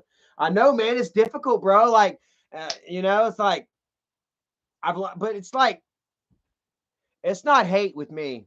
It's like I say, I love my sister, like, and I feel for her, so like, I don't know. Can you love and hate somebody? I guess there is that yin yang. Maybe you truly can't hate somebody without loving them to a certain depth, maybe, perhaps, you know? But yeah, I've got to, like, dude, you're right, man. I've got to learn to come to a certain amount of peace with myself and in myself because it's not going to happen with them, you know? Like I say, the shit's done got too deep. Jennifer can't come forward and be like, okay, yeah, I fucked up and I lied about this, that, and the third. You know what I mean? Because she's just going to be so fucking shunned socially. And maybe not. Maybe people would possibly applaud her for her bravery or whatever, But I think it's just such a low thing to do morally. You know what I mean? That a lot of people are just going to crucify her for it. Unfortunately, this social media is mean. And it's out to get anybody with any sort of social stature. You know what I mean? You fuck up and gotcha. That's why people are so afraid to admit when they've done wrong. You know what I mean? To take that beating because the beatings never stop. You know? So Jennifer's gonna have to hold on to that shit. Kimberly's gonna have to hold on to that shit. That's why I feel like Kimberly fucking went on into hiding, you know what I mean? Damn. It's hard to live with. You know what I mean? Jennifer is a little different. Her moral fiber seems to be different. Her moral code, her moral ethic seems to be a bit flimsier. You know what I mean? And I only say that because that's what she's showing us. You know what I mean? That she's still able to come out there and be and continue to double down on her lies and bullshit. But not really because like I don't know, like any video that she had made saying, making accusations on me have been deleted and removed as well. Once they garnered up enough of a backing and a belief, people believing in them, well, they deleted the videos, because like I say, I can and will use that shit against them in a court of law. And that is where that's where the difference between me and them is, you know what I mean? And like um anybody that doesn't necessarily have any proof that they're coming out with anybody that comes up with bullshit lies, you know what I mean, to try and smear somebody and hurt their name and their reputation socially,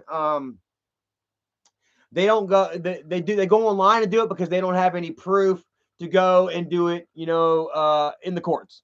You know what I mean? Which they did do it to Tina.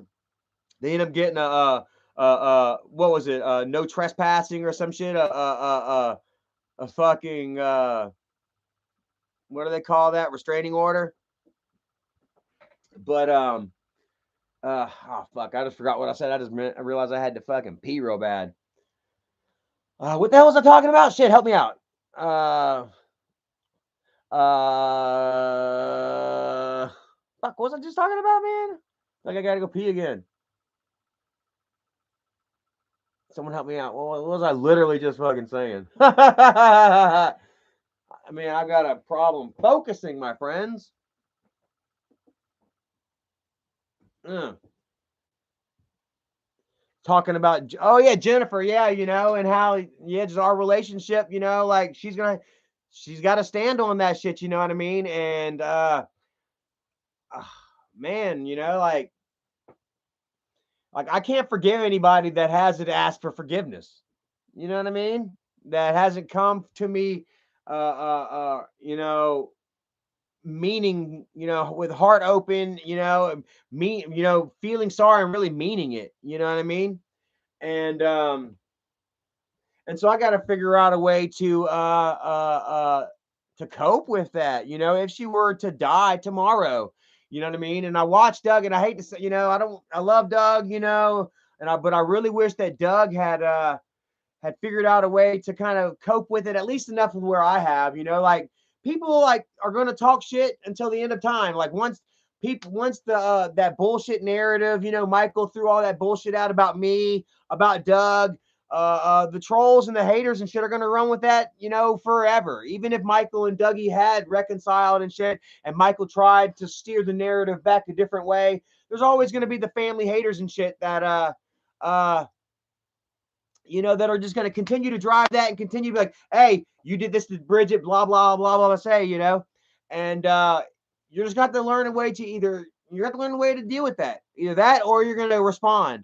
You know what I mean? And it felt like Dougie, you know what I mean? It was just bothering him, you know what I mean? And that he had to respond, that he had to go out there and he had to react, you know what I mean? To whereas I'm not doing that. You know what I mean? Like Michael, actually, if Michael does a video about me, I tend to kind of go live and do a video. The last video that he tried to do, where he tried to emotionally trigger me by putting me in the video hanging out with Kimberly and Jennifer and just by myself. You know what I mean? New Year's and stuff like that. To try and see the good times that I missed. You know what I mean? Sure. I mean, actually, I won't even say that because they were good times, and I do miss them and stuff like that. But I'll hold them right here in my heart. You know what I mean? Where they'll mean the most to me, where they can't be skewed and twisted and used as an emotional tool to do what you want. Nah. Nah. I'll just hold it right here and you hold yours over there. Meanwhile, while you cry about yours, I'll hold mine with fuzzy warm memories over here. You know what I mean? And yeah, but uh in seeing how much that hurt Doug and he still held on it to the end, I can't let that happen to me. I've got to figure out a way to be. Well, I mean, I have. Like I may never be at peace with Jennifer over this. You know what I mean? But I won't beat myself up over the fact that we didn't get along and that I held a certain amount of animosity towards her because she never came forward with her lies and accusations. And I won't feel so bad in that, and because she's had every opportunity to come to me, whether publicly or privately, to make amends. You know, she has every minute of every day, and that goes with Kimberly, that goes with Michael.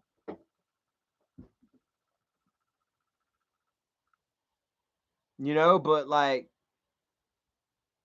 and I don't even know why I'm talking on this because like, there's no interest in that whatsoever on that side.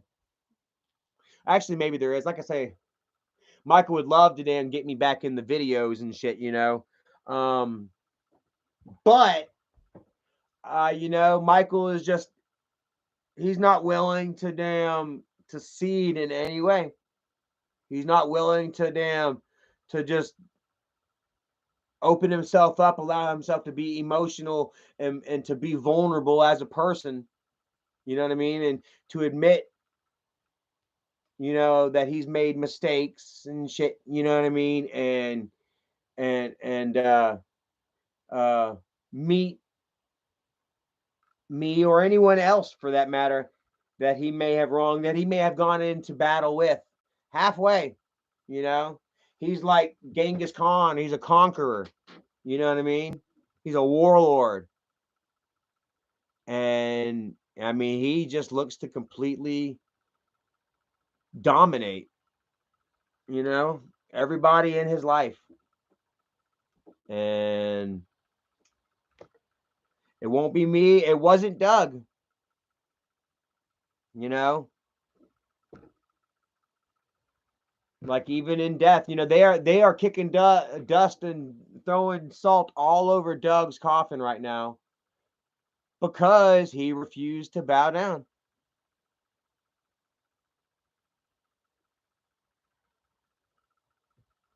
Because he refused to give me up.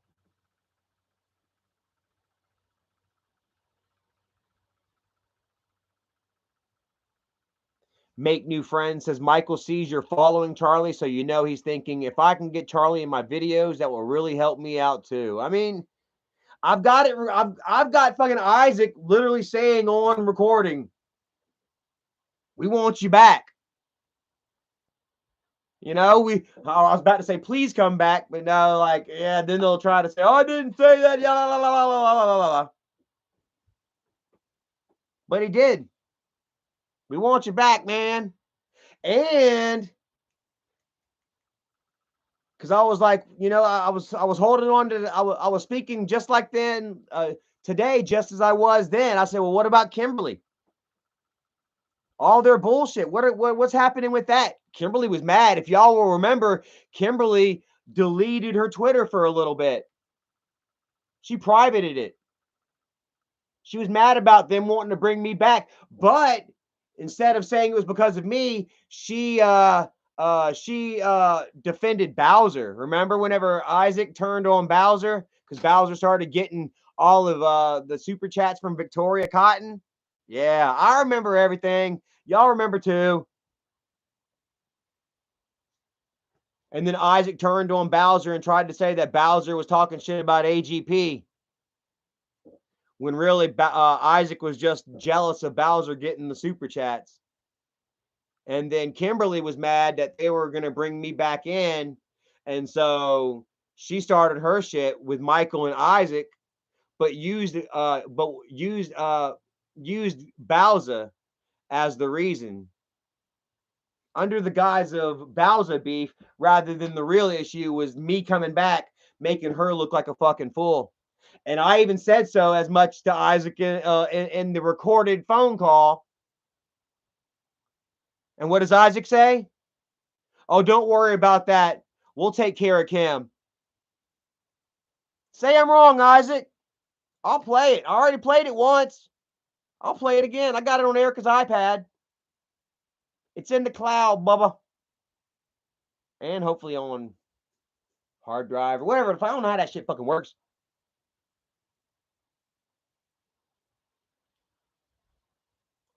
Mm-hmm. Michael Bennett. Slob Mob in the house. He says, what do you say? I'm gonna say, are you really doing a memorial stream for Doug and using it to shit talk on your family? How pathetic. Well, didn't Isaac and fucking Michael do the same goddamn thing? Michael's done did it twice now. This is Michael's second fucking video in a row where he's saying R.I.P. Doug, fuck you, Doug. And the same damn video, huh? So bet your ass, faux Doug giving it back.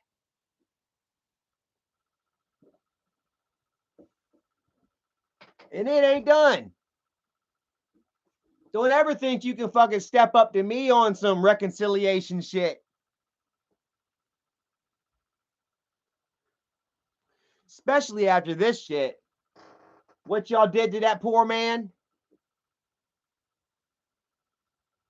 in his dying days.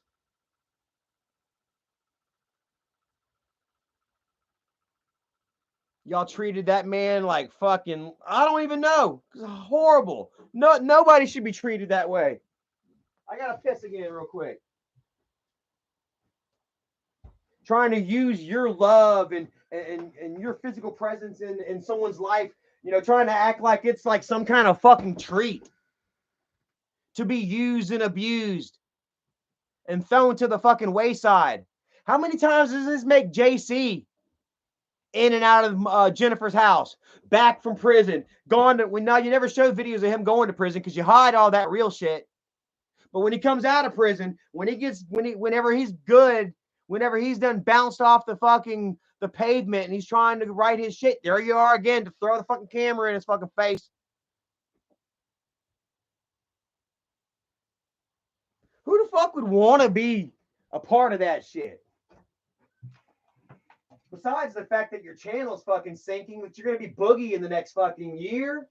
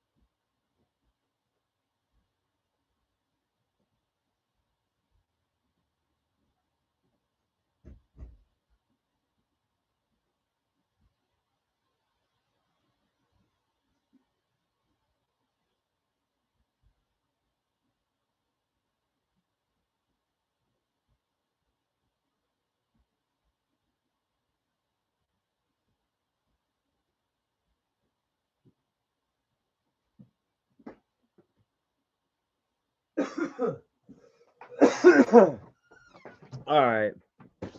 Yeah, I was sitting here feeling kind of guilty, man. Kind of bad, kind of ashamed of myself a little bit, just a little bit,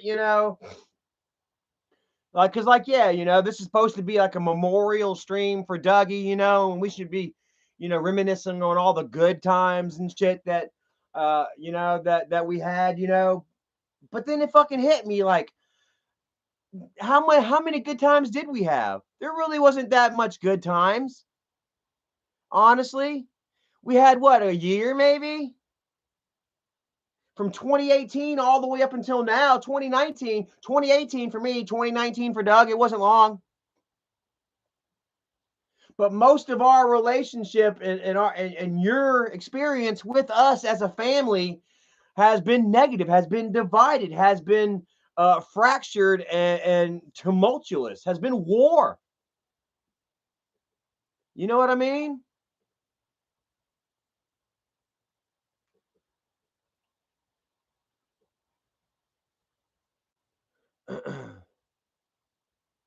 So, I mean, like, quite honestly, I'm only speaking on the situation as it is, as it was, I try to look back with fuzzy fondness, kind memories, and it's just not there. I think back on the day that dad died, and damn, Michael had to play ball with me because dad had to have all of our signatures in order to be cremated. I guess that was a little oversight for Michael. I'm getting a little cold again. The night's starting to get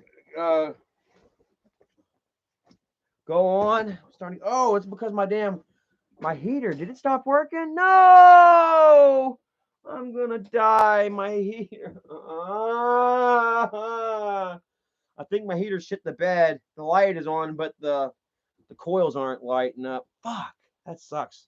I need that in the morning, man. That's my fucking pumper. Oh, there it goes. Yay, it's working.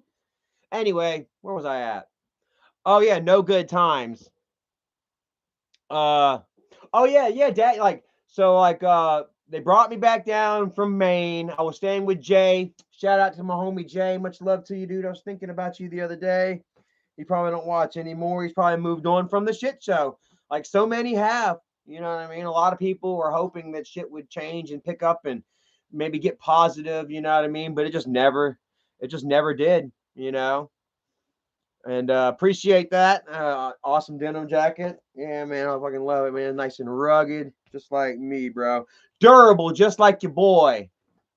And that's another thing. Michael just thought. I guess he thought I was flimsier than I really am. He thought he can break me. You know. Here we are today, dude. Here we are today, Michael. How's it feel? I tell you, it sucks on my end. I'll tell you that, man. I wish that I hadn't made those mistakes. I wish that I hadn't fucking succumbed to, drugs and alcohol. You know what I mean? And talk shit on family and and nuked my fucking channel with threats and shit, you know what I mean? Fucking talk shit about people's kids and shit, man. Fucking all that shit, you know? Every now and again I'll still fuck up and be like, man, but I try my best to say, hey, man, I was wrong. Forgive me.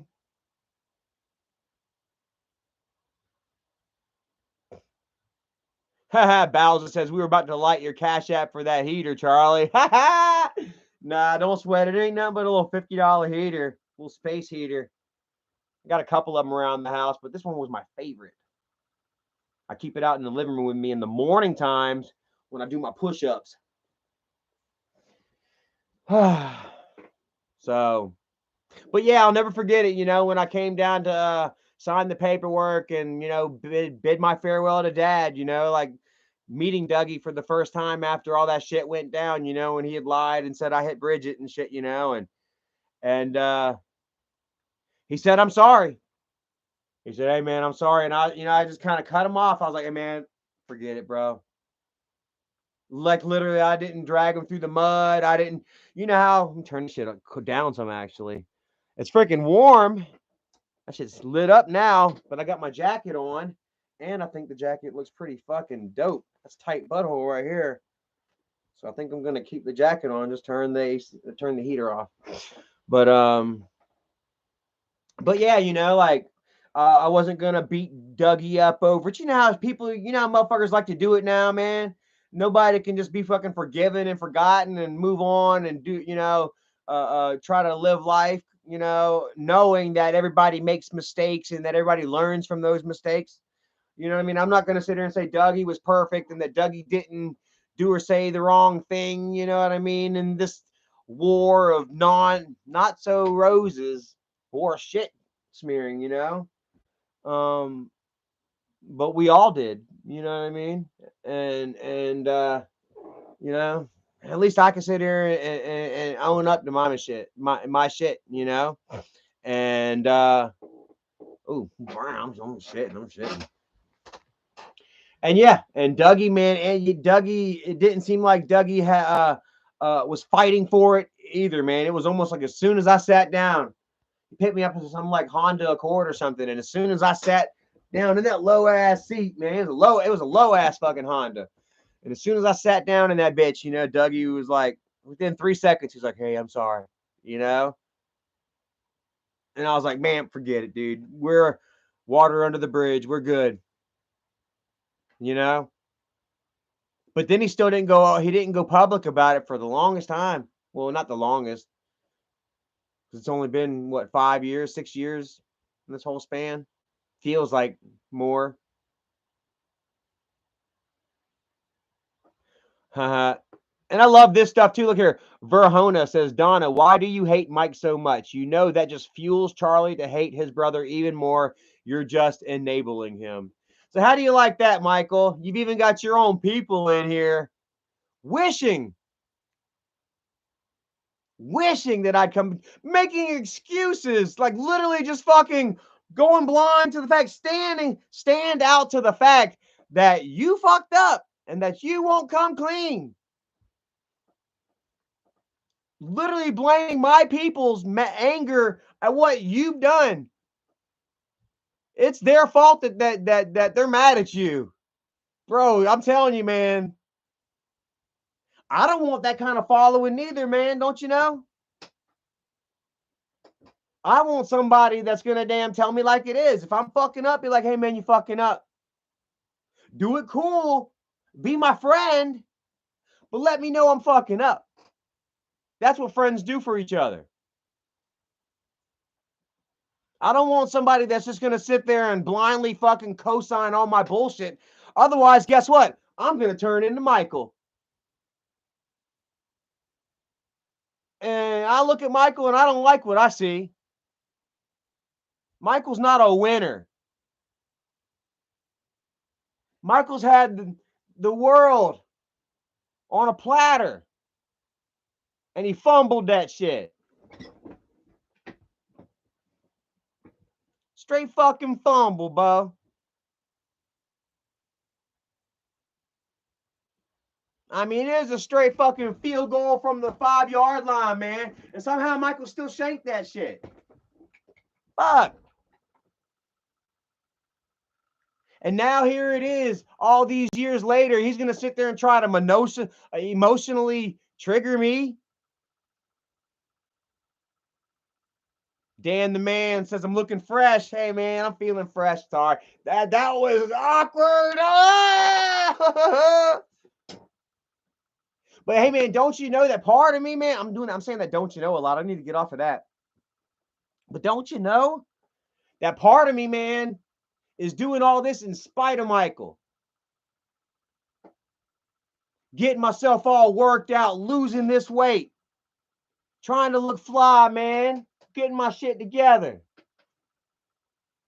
To show you what you're freaking missing, Bo. To make you jealous and envious of me again. Like you always have been. To show you that I can be happy and successful in this regular ass world. Make my own way in this life. I don't need you, bro. And don't you know I can live happier and healthier than you with all that money, man? Don't you know, motherfucker will run up to Michael and be like, bro, man, your content sucks. You look like you're sad, man. You got too much weight going on, bro. You're a sad, sappy sack of shit, Michael. What the fuck's going on with you, Bo? Don't you know what Michael will say? I made $35K last month. Nobody mentioned anything about your fucking bank account, Bo. We talking about you as a person. You look sad as fuck. You're dressing sad as shit. You don't go nowhere. You're always crying about your space in life. Mentally, emotionally, physically.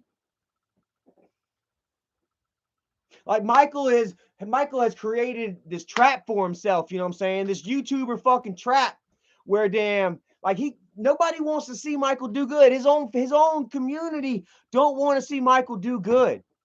Because if Michael were to go out and do a video, family picnic, sitting around the house watching TV, playing fucking video games, if he were to put any sort of positive light on the video, nobody's gonna watch it. And he's done admitted that on Boogie.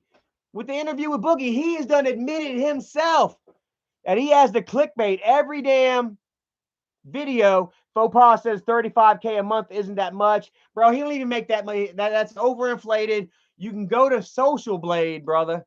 Go to Social Blade, look at Social Blade, and then divide that. Maybe 65% of what Social Blade actually estimates is what you get. It's always been the case. And you can hear other big YouTubers will admit that same shit.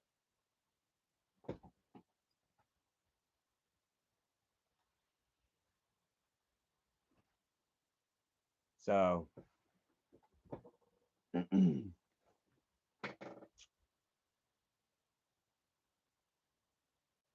but yeah, like nobody talks about your fucking money. Nobody gives a shit about your money. You can clutch that shit all you fucking want. Your precious money that hasn't bought you any fucking happiness, hasn't bought you any success. Hasn't bought you any freedoms. Hasn't bought you any sort of fucking damn physical prowess. Seem to be nothing but fucking pain.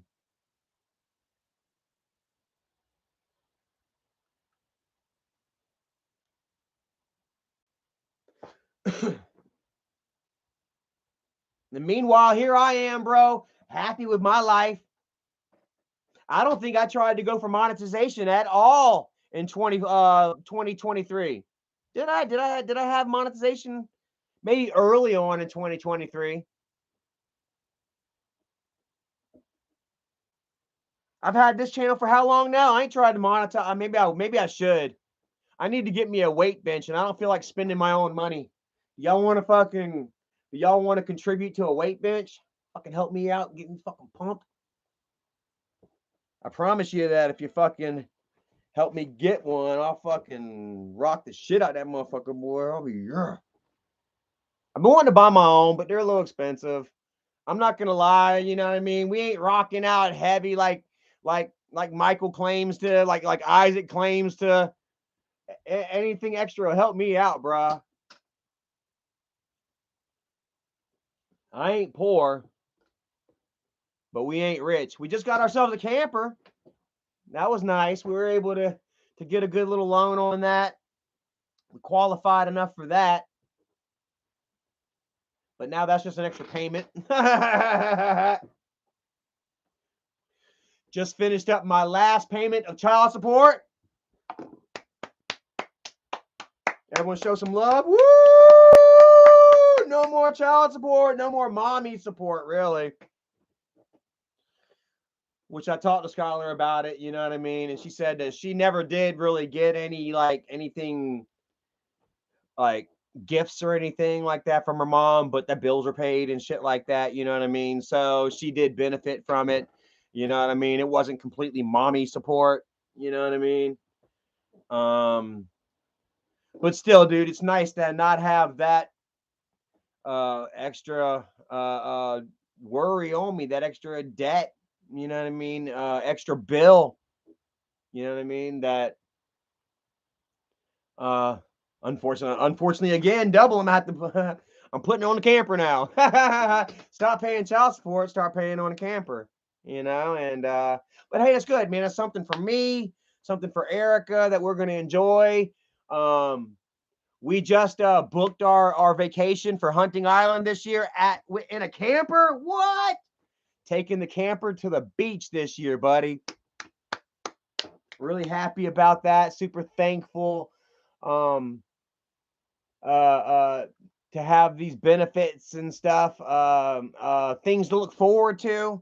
You know what I mean? Reasons to stay positive and hopeful and powerful.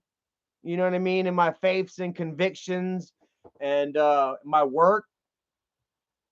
Um, and you know, yeah, bro, like just good things continue to come down the pipeline for me. You know what I mean? And I mean, yeah, bro, like it makes me want to stay straight and narrow and do the right thing, you know what I mean? It makes me not, you know, I don't know. I would never go crawling back to Michael anyway, even if I was in the deepest fucking ditches, which I have been. You guys have seen me at my fucking lowest, man. Oh, excuse me. You see me at my lowest still saying, hey, screw you, Michael. Because I refused. I refused to live up to their lies. Fuck that. You know, and I'm sorry, Michael, that you dug the hole so deep, Bo. But I mean, that's on you. That ain't on me. It wasn't on Doug, and it'll never be on Doug. As long as I'm here and I'm living and I got something to say about it. Like I said, there were some people that didn't appreciate with the way Doug, you know, didn't like the way Doug handled his shit with his kid. But let me tell you what. Imagine if that was AGP. Hmm? Imagine if that was Grandpa and Michael saying, hey, This, that, and a third about Grandpa. Imagine if that war between Dad and Michael way back when, imagine if it got heated and Dad didn't flinch. And Dad said, "Hey, fuck you, Bo, get out my house." And then Dad went on YouTube or Twitter or Facebook and said, "Yeah, fuck Michael." And then Michael were to say, "Oh no, Dad, this, that, and the third," trying to cover his own ass like you know he would. What do you think Dad would do? You think Dad would roll over? He did though. He did. It didn't even get that far. Hmm. Damn, bro. 'Cause y'all was everything to Dad. You know, y'all are his everything.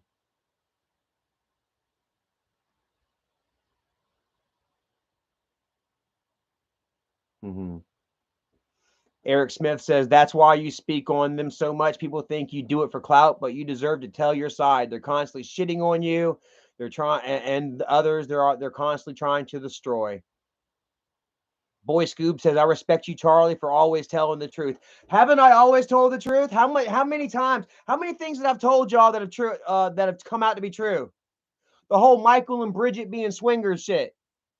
I told that was one of the first things I came out with, that they were sharing their bed with their cousin and shit, which I'm not so sure anymore to this day, but I don't know how I made that shit up. I could have swore Michael said that it was Bridget's cousin and that he got her into the house and into the bedroom and that Bridget got scared and that Michael got angry with her and told her, "You get back in the fucking room right now." And that Bridget went back in the room, went face down to Chowtown on her cousin. Well, Michael caught up from behind. The family link. That Michael was showing me all these pictures, and oh my god, I can be very naive at times. Michael showing me these things like, "Man, check this one out right here, bro." And I mean, these chicks are freaking dime and a half, man. Borderline 11s. Straight up, dude. And look straight at Las Vegas stripper style, bro. And Michael's like, oh, and Michael's like, "Yeah, they down to fuck. You want to fuck me, yeah, Bridget?" And I'm like, "Huh?" I'm like, "Are these grandpa fans?" And Michael's like, "Yeah." Had me believing that they're grandpa fans that they was banging. Freaking 12s. I told y'all back then that they were freaking swinging and shit. Michael and Bridget like, "No, Charlie's got his car getting girls off a back page." Fast forward to now. Was it? I think Michael said he hopes that Bridget lets him have a girl for his birthday or something now.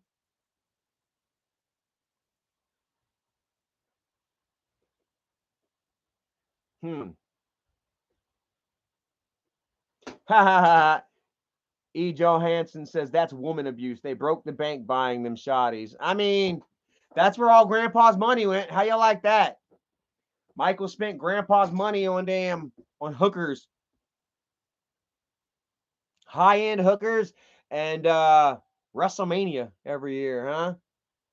Dad wanted a fucking camper. Remember Dad begging for his own camper? I thought they split the money. Dad wanted his own camper. Michael's like, "Fuck you."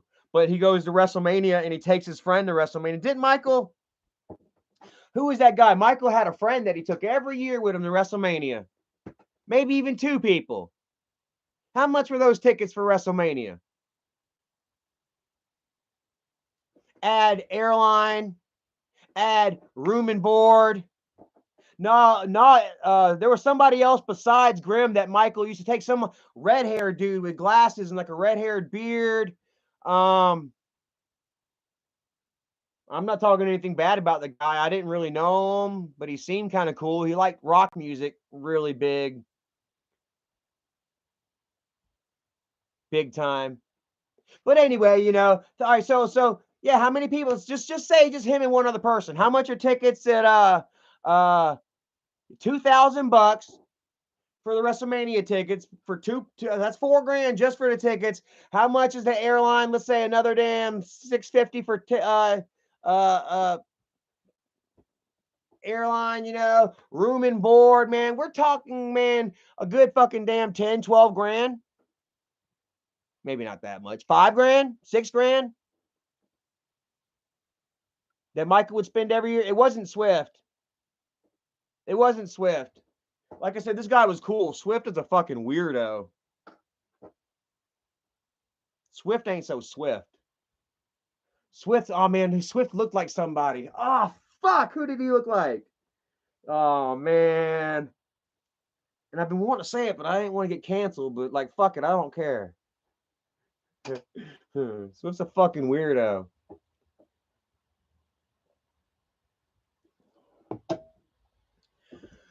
Oh man. But yeah, you know what I'm saying? So Michael could sit there and spend that every fucking year for him and his homies to go to damn WrestleMania to the Thong Show, Men in Tights. Vince McMahon presents Men in Tights. I don't like wrestling. I'm sorry. And wrestling really sucks now, man. Since CM Punk abandoned or didn't abandon, he went for the money and shit. Since CM Punk went back to WWE and his fans, CM Punk has like the most fucking toxic fucking fan base. Woo! Y'all destroyed AEW. Congratulations. Congratulations, CM Punk and his fans. You guys, I know AEW was kind of on its way down anyway, man. Bravo. You guys have obliterated AEW. It's fucking done. I remember back in the day, man, I love being a wrestling fan, man. You could switch back and forth WCW and WWE. You know what I mean? They were fucking both titans of their craft going fucking head to head for our hearts. Every damn Monday night, every Wednesday and Friday, whatever. Times were good, dude. You had WCW fans, you had WWF fans. You know what I'm saying? We had our choices, but man, there was something over here that we liked, man. There was something over there, man. We just could not fucking get enough of the NWO, of DX, you know, Undertaker, man, fucking, you know, NWO. After a while, there wasn't much there, you know. But you know what I mean, Dan? It was great now. And it was great then. Now, dude, it's just so fucking mean and vicious and nasty, dude. And like, there isn't enough meat on the bone.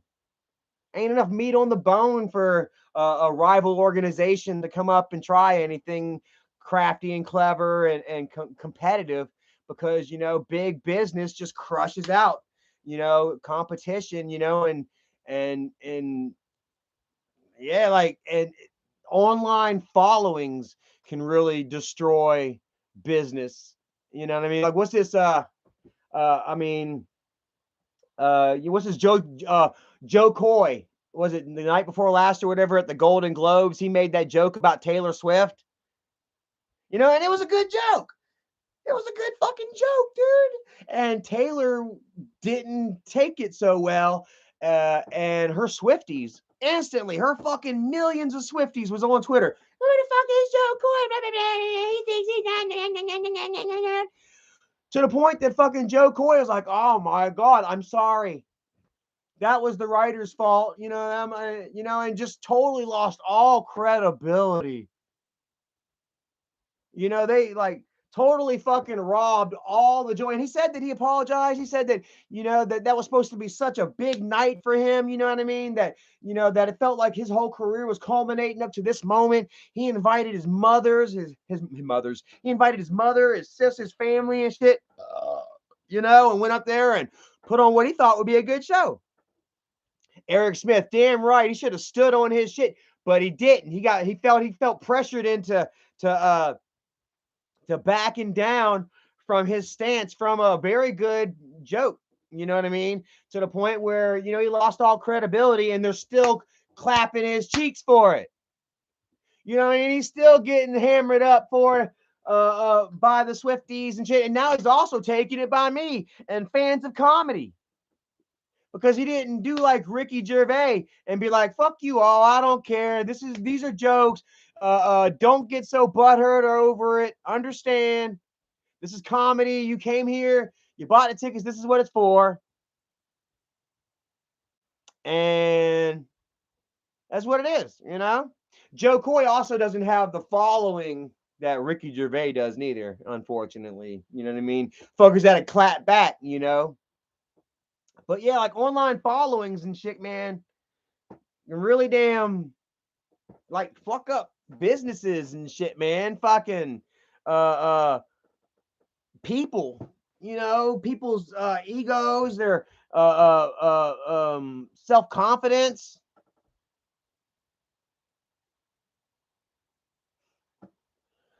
Oh yeah, and fucking wrestling. Yeah, they did it to AEW, a small company, and I even felt bad, bro. Like holy shit. I watched a couple weeks ago, and it was Sting and Ric Flair, my friends. Holy crap, Sting and Ric Flair, uh, two titans of the industry, icons, battling out on the microphone, and there was like 40 people in the ring or in the arena. It was depressing. I feel like I don't know, and you gotta just give it up, man. Walk away. But yeah, anyway, I don't know what took me onto that rant, but yeah, I gotta take a piss again. I'm about to have to get up off of here, man. I'm starting to. Woo, shit. I'm an old man.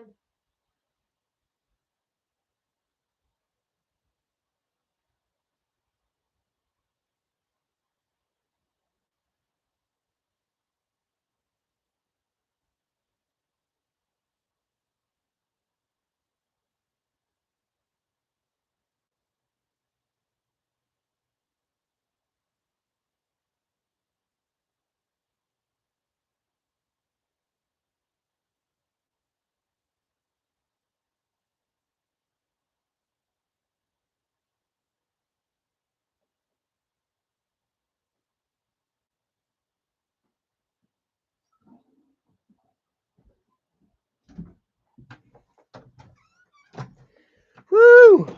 Yeah, I don't even know what else to say, man. Dougie was a nice guy, man. And Dougie, he was always good to Dad. You know, when the times were good, like the memories were good. Like he didn't ever try to take advantage. Like he never fucking he always would work for his shit. Like damn, like if Dad needed the floors done or something painted, bam, Dougie was right on it. You can go on Google, you can go to YouTube right now and pull up a handful of videos, of Dougie out there doing fucking physical fucking labor. You know what I mean? I mean, he physically literally went out there and worked for it. You know what I mean? He didn't try to scam and connive and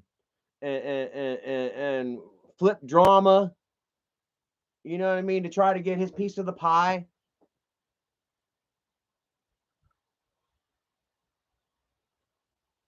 And I don't know, man. Like, and he was done wrong, just like me, man, in the same freaking boat as me.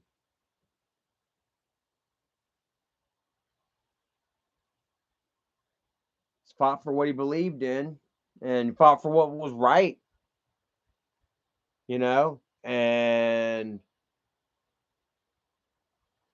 I'll make sure that he's honored for it, man. Quite frankly, dude, like he did me the greatest favor whenever he came forward and he did the right thing and told the truth. I know how hard was that for him to do? Why would somebody lie about something like that? Who would knowingly put that sort of target on their back? Michael and Jennifer and Kimberly won't do it. You know what I mean?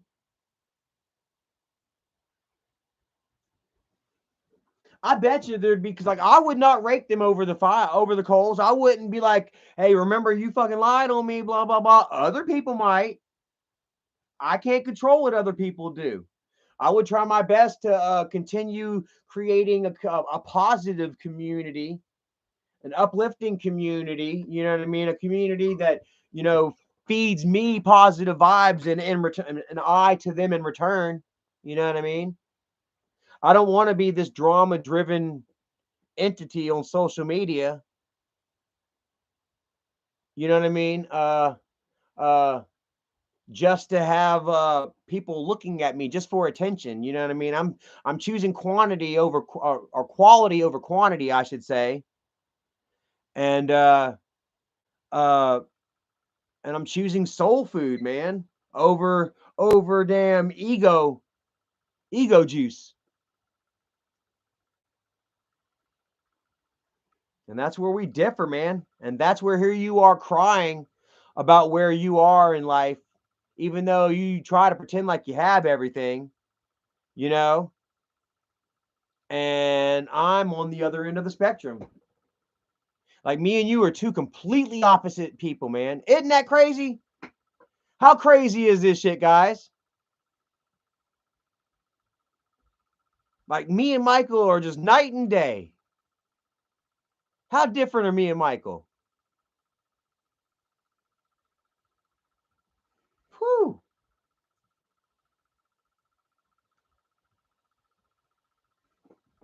I'm I'm in good shape, he's in bad shape. You know, damn. Both battling our addictions. I'm winning, he's losing. What else? He's got money, I don't got so much money. He's fucking miserable, I'm happy as fuck. He's throwing out subliminals and shit, you know what I mean? Feelers and shit, try, in hopes to then get Charlie back. Charlie don't really care on that end. Like, honestly, how many times can you sit there and say, you ain't part of my family? You're not family. You're not our family. You're nothing to us. Bridges are burned. You know what I mean? Before I'm like, all right, fuck it. That's cool.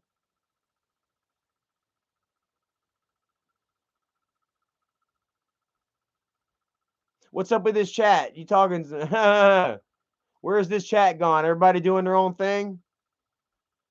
Damn, it's 9:30 already. Fuck, I gotta go to bed.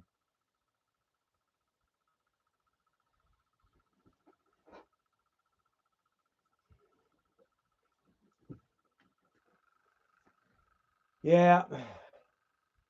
So, for you, Dougie, man, I'll always have your back, man. I'll always talk shit, keep my middle finger in there to the bullshit.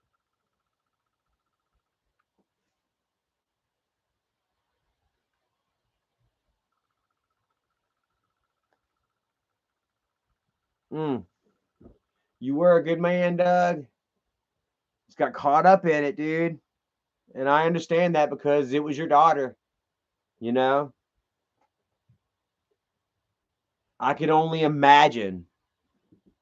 And Michael and them, they've tried to get in touch with my kid. She's done told me. She's done straight up fucking told me.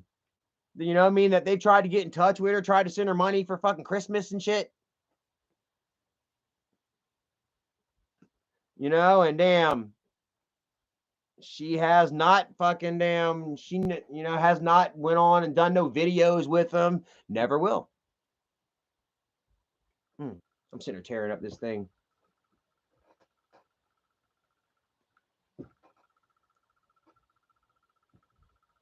Hmm. And so, thankfully and hopefully, I'll never feel that stinging bite of betrayal, you know, because man, that's gotta suck. That's gotta,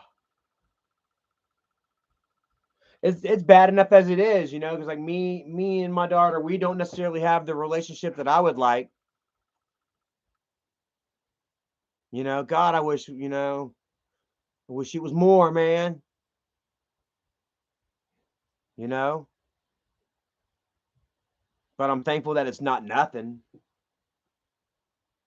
I'm thankful for what I have and opportunities and avenues to uh create and build. And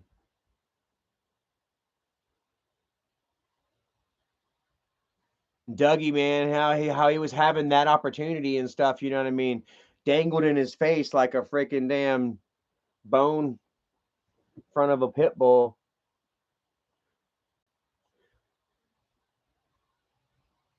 What's Brianna said about Dougie's truck? I was wondering what was happening with his truck.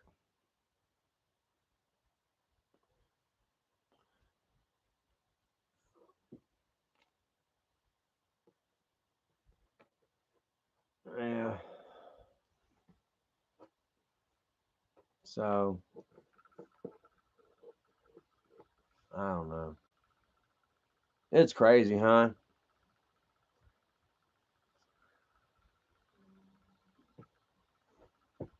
Our family's crazy. The internet's fucking crazy. Don't let yourself get caught up in it too deep, guys. You know, end up doing, get caught up in trying to impress the wrong person, get caught up in your feelings. And that's another thing, man. Like your gut feelings and gut emotions aren't always right, man. You know?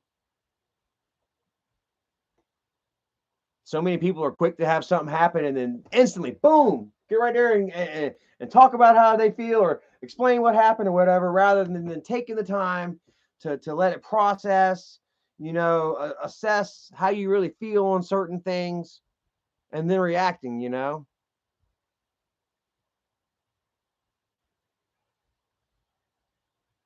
I've done it, you know, I've done it. So y'all have seen me do it, I try to serve as like a cautionary tale of what, how not to act, what not to do, when you're getting trolled online, when you're having these lies and accusations, lobbied your way, when you're losing,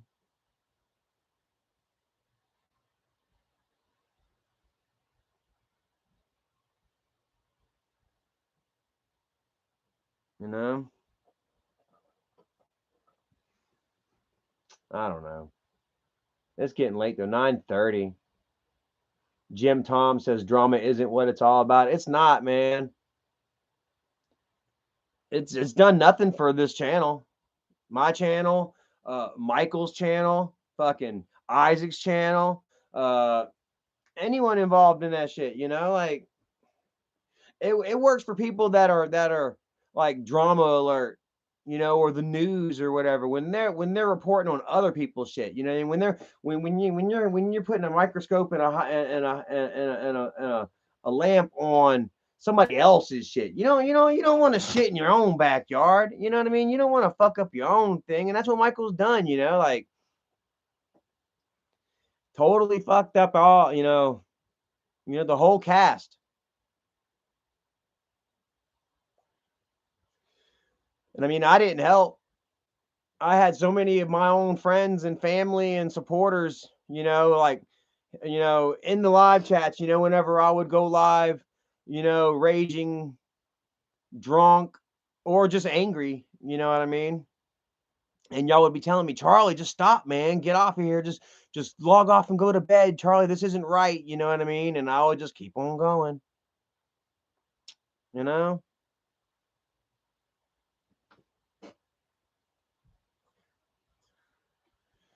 So, but like I say, I'm willing enough and man enough to have my eyes open to that. You know what I mean? To look at myself from like the third person and and assess and evaluate and repair. And until you can do that, you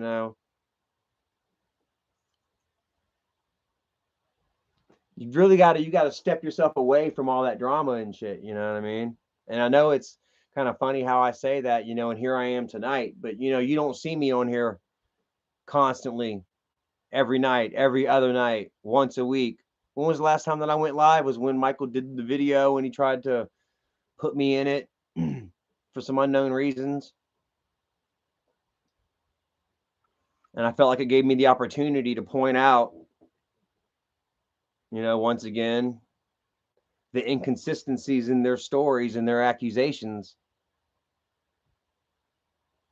Thank you, make new friends. I think people love you, Charlie, because they see realness, a man who isn't perfect, but a man who's got a good heart flaws and all. I think that is what Erica seen as well. And yeah, Erica saw that, and she dug through all that shit, man. You know what I mean? And I want to give her the best of me now. You know, when I see Erica smile, man, oh god, dude, and I still get that little something in my heart, man. Like I'm, I can make that beautiful woman smile. You know what I mean? I'm making her happy. You know what I mean?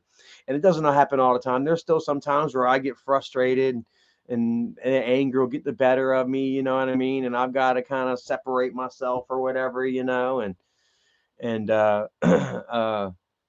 but it gets less and less. You know, the more that you can recognize that in yourself, the easier it gets to maintain. You know what I mean?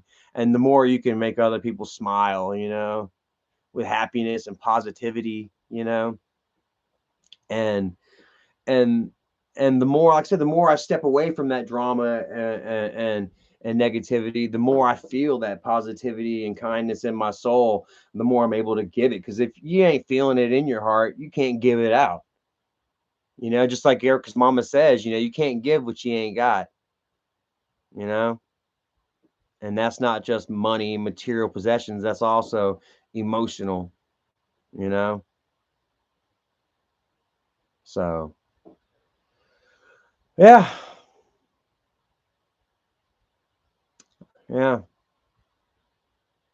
And I'm going to continue to try to do the right thing, work hard, speak the truth, fight for what's right, and stay positive out of the drama as much as I can. Because I know that despite, you know, me saying that, you know, they're gonna come forward with some more videos, Fatty and his people, uh, yada yada blase, trolling and etc. You know, um, uh, but I'm used to that. I know that was coming, and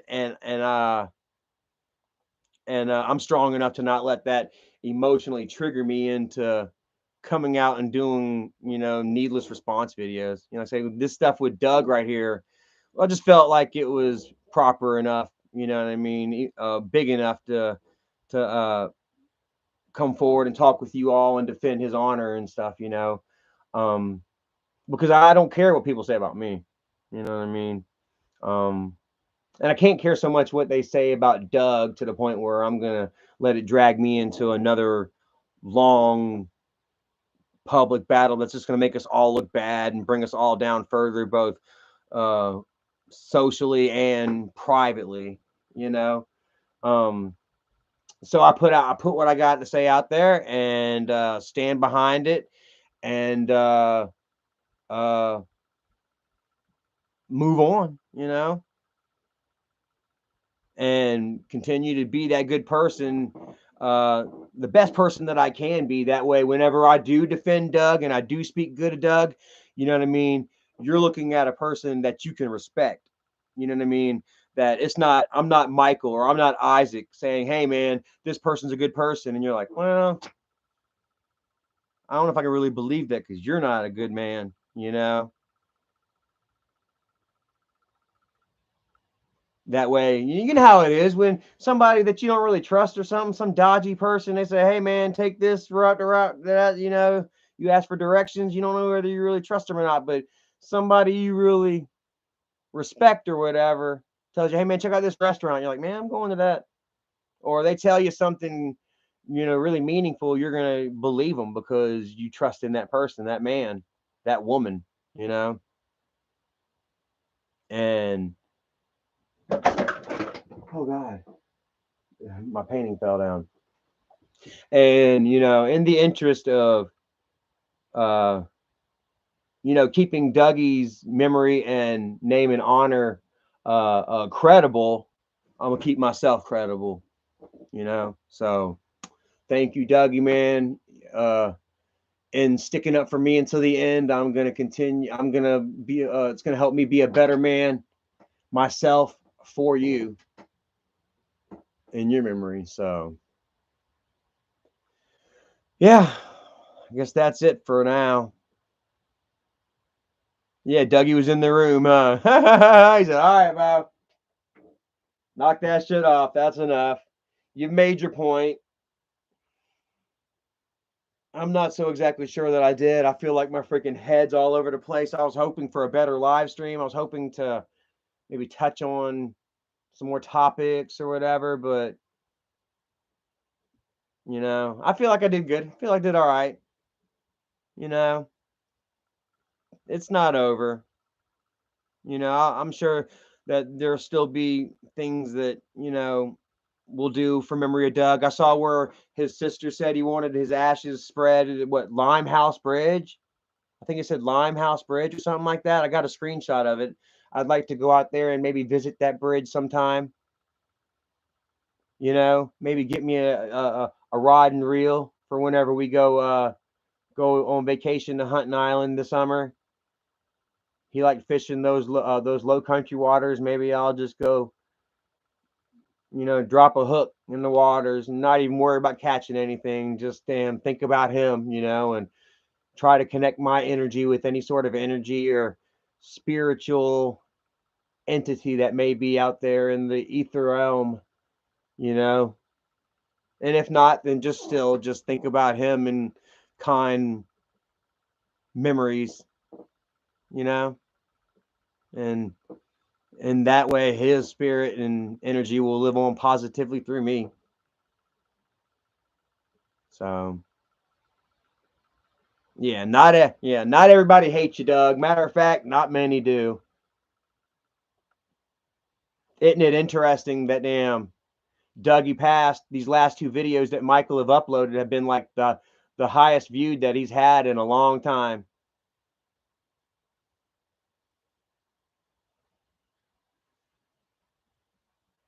You ain't gonna be. I would say you ain't gonna be able to use Dougie too much longer, but he'll try. Oh, excuse me. I'm kidding. That's the chair. But like I say, the more he uses these sick, dying, elderly people for views, you know what I mean? While he fucking abuses them, like whether Dougie's alive or not, that's elderly abuse. What he's doing right now. All that shit talk that they fucking did on Doug, physically, using his freaking damn picture of him in the hospital, uh, dying. Wouldn't you call that elderly abuse? I don't know. Anyway, I'm gonna hop up off of here, guys. It's 9:50. I gotta get up. I'm normally up by 3 in the morning. What's that? 11, 12, 1, 2, 3. If I go to bed at 11, 12, 1, 2, oh man, that's only 4 hours. If I can make myself go to bed at 10 o'clock, 11, 12, 1, 2, 3. Maybe I'll have to sleep until 4. That'll give me 6 hours if I go to bed at 10. God, I hate doing that math. I used to do that shit all the time when I was younger, and I'd try to stay up real late. I'd be up all night drinking and stuff, and I wouldn't want to go to sleep. Like, well, yeah, I'm glad I don't go have to deal with that crap anymore. So anyway, thank y'all for watching. Trenton Allen, Brianna Trevino, Snippet God, Cody Brown, Chris, Miss Rachel Lynn. Thank you for always being a friend and a soldier on the front line. Even if I've kind of stepped away from the drama and stuff like that, you guys are still there giving Fatty his ass, and he just can't stand it. I appreciate you guys for it. Continue to be that thorn in the bush hog's fucking side, and that'll make me happy. Kevin Hill. I'll continue being my true, honest self, and I'll continue to do all I can to better myself and succeed. In spite of Michael and the haters, man. The haters are motivators, man, for real, and they are helping me, man. Just really just show just how great I can be and how mature and grown I can I can make myself. I can test myself. And yeah, here I am. I think I'm doing a good job. Appreciate you guys, and I appreciate all y'all too, man, who have had my back from day one.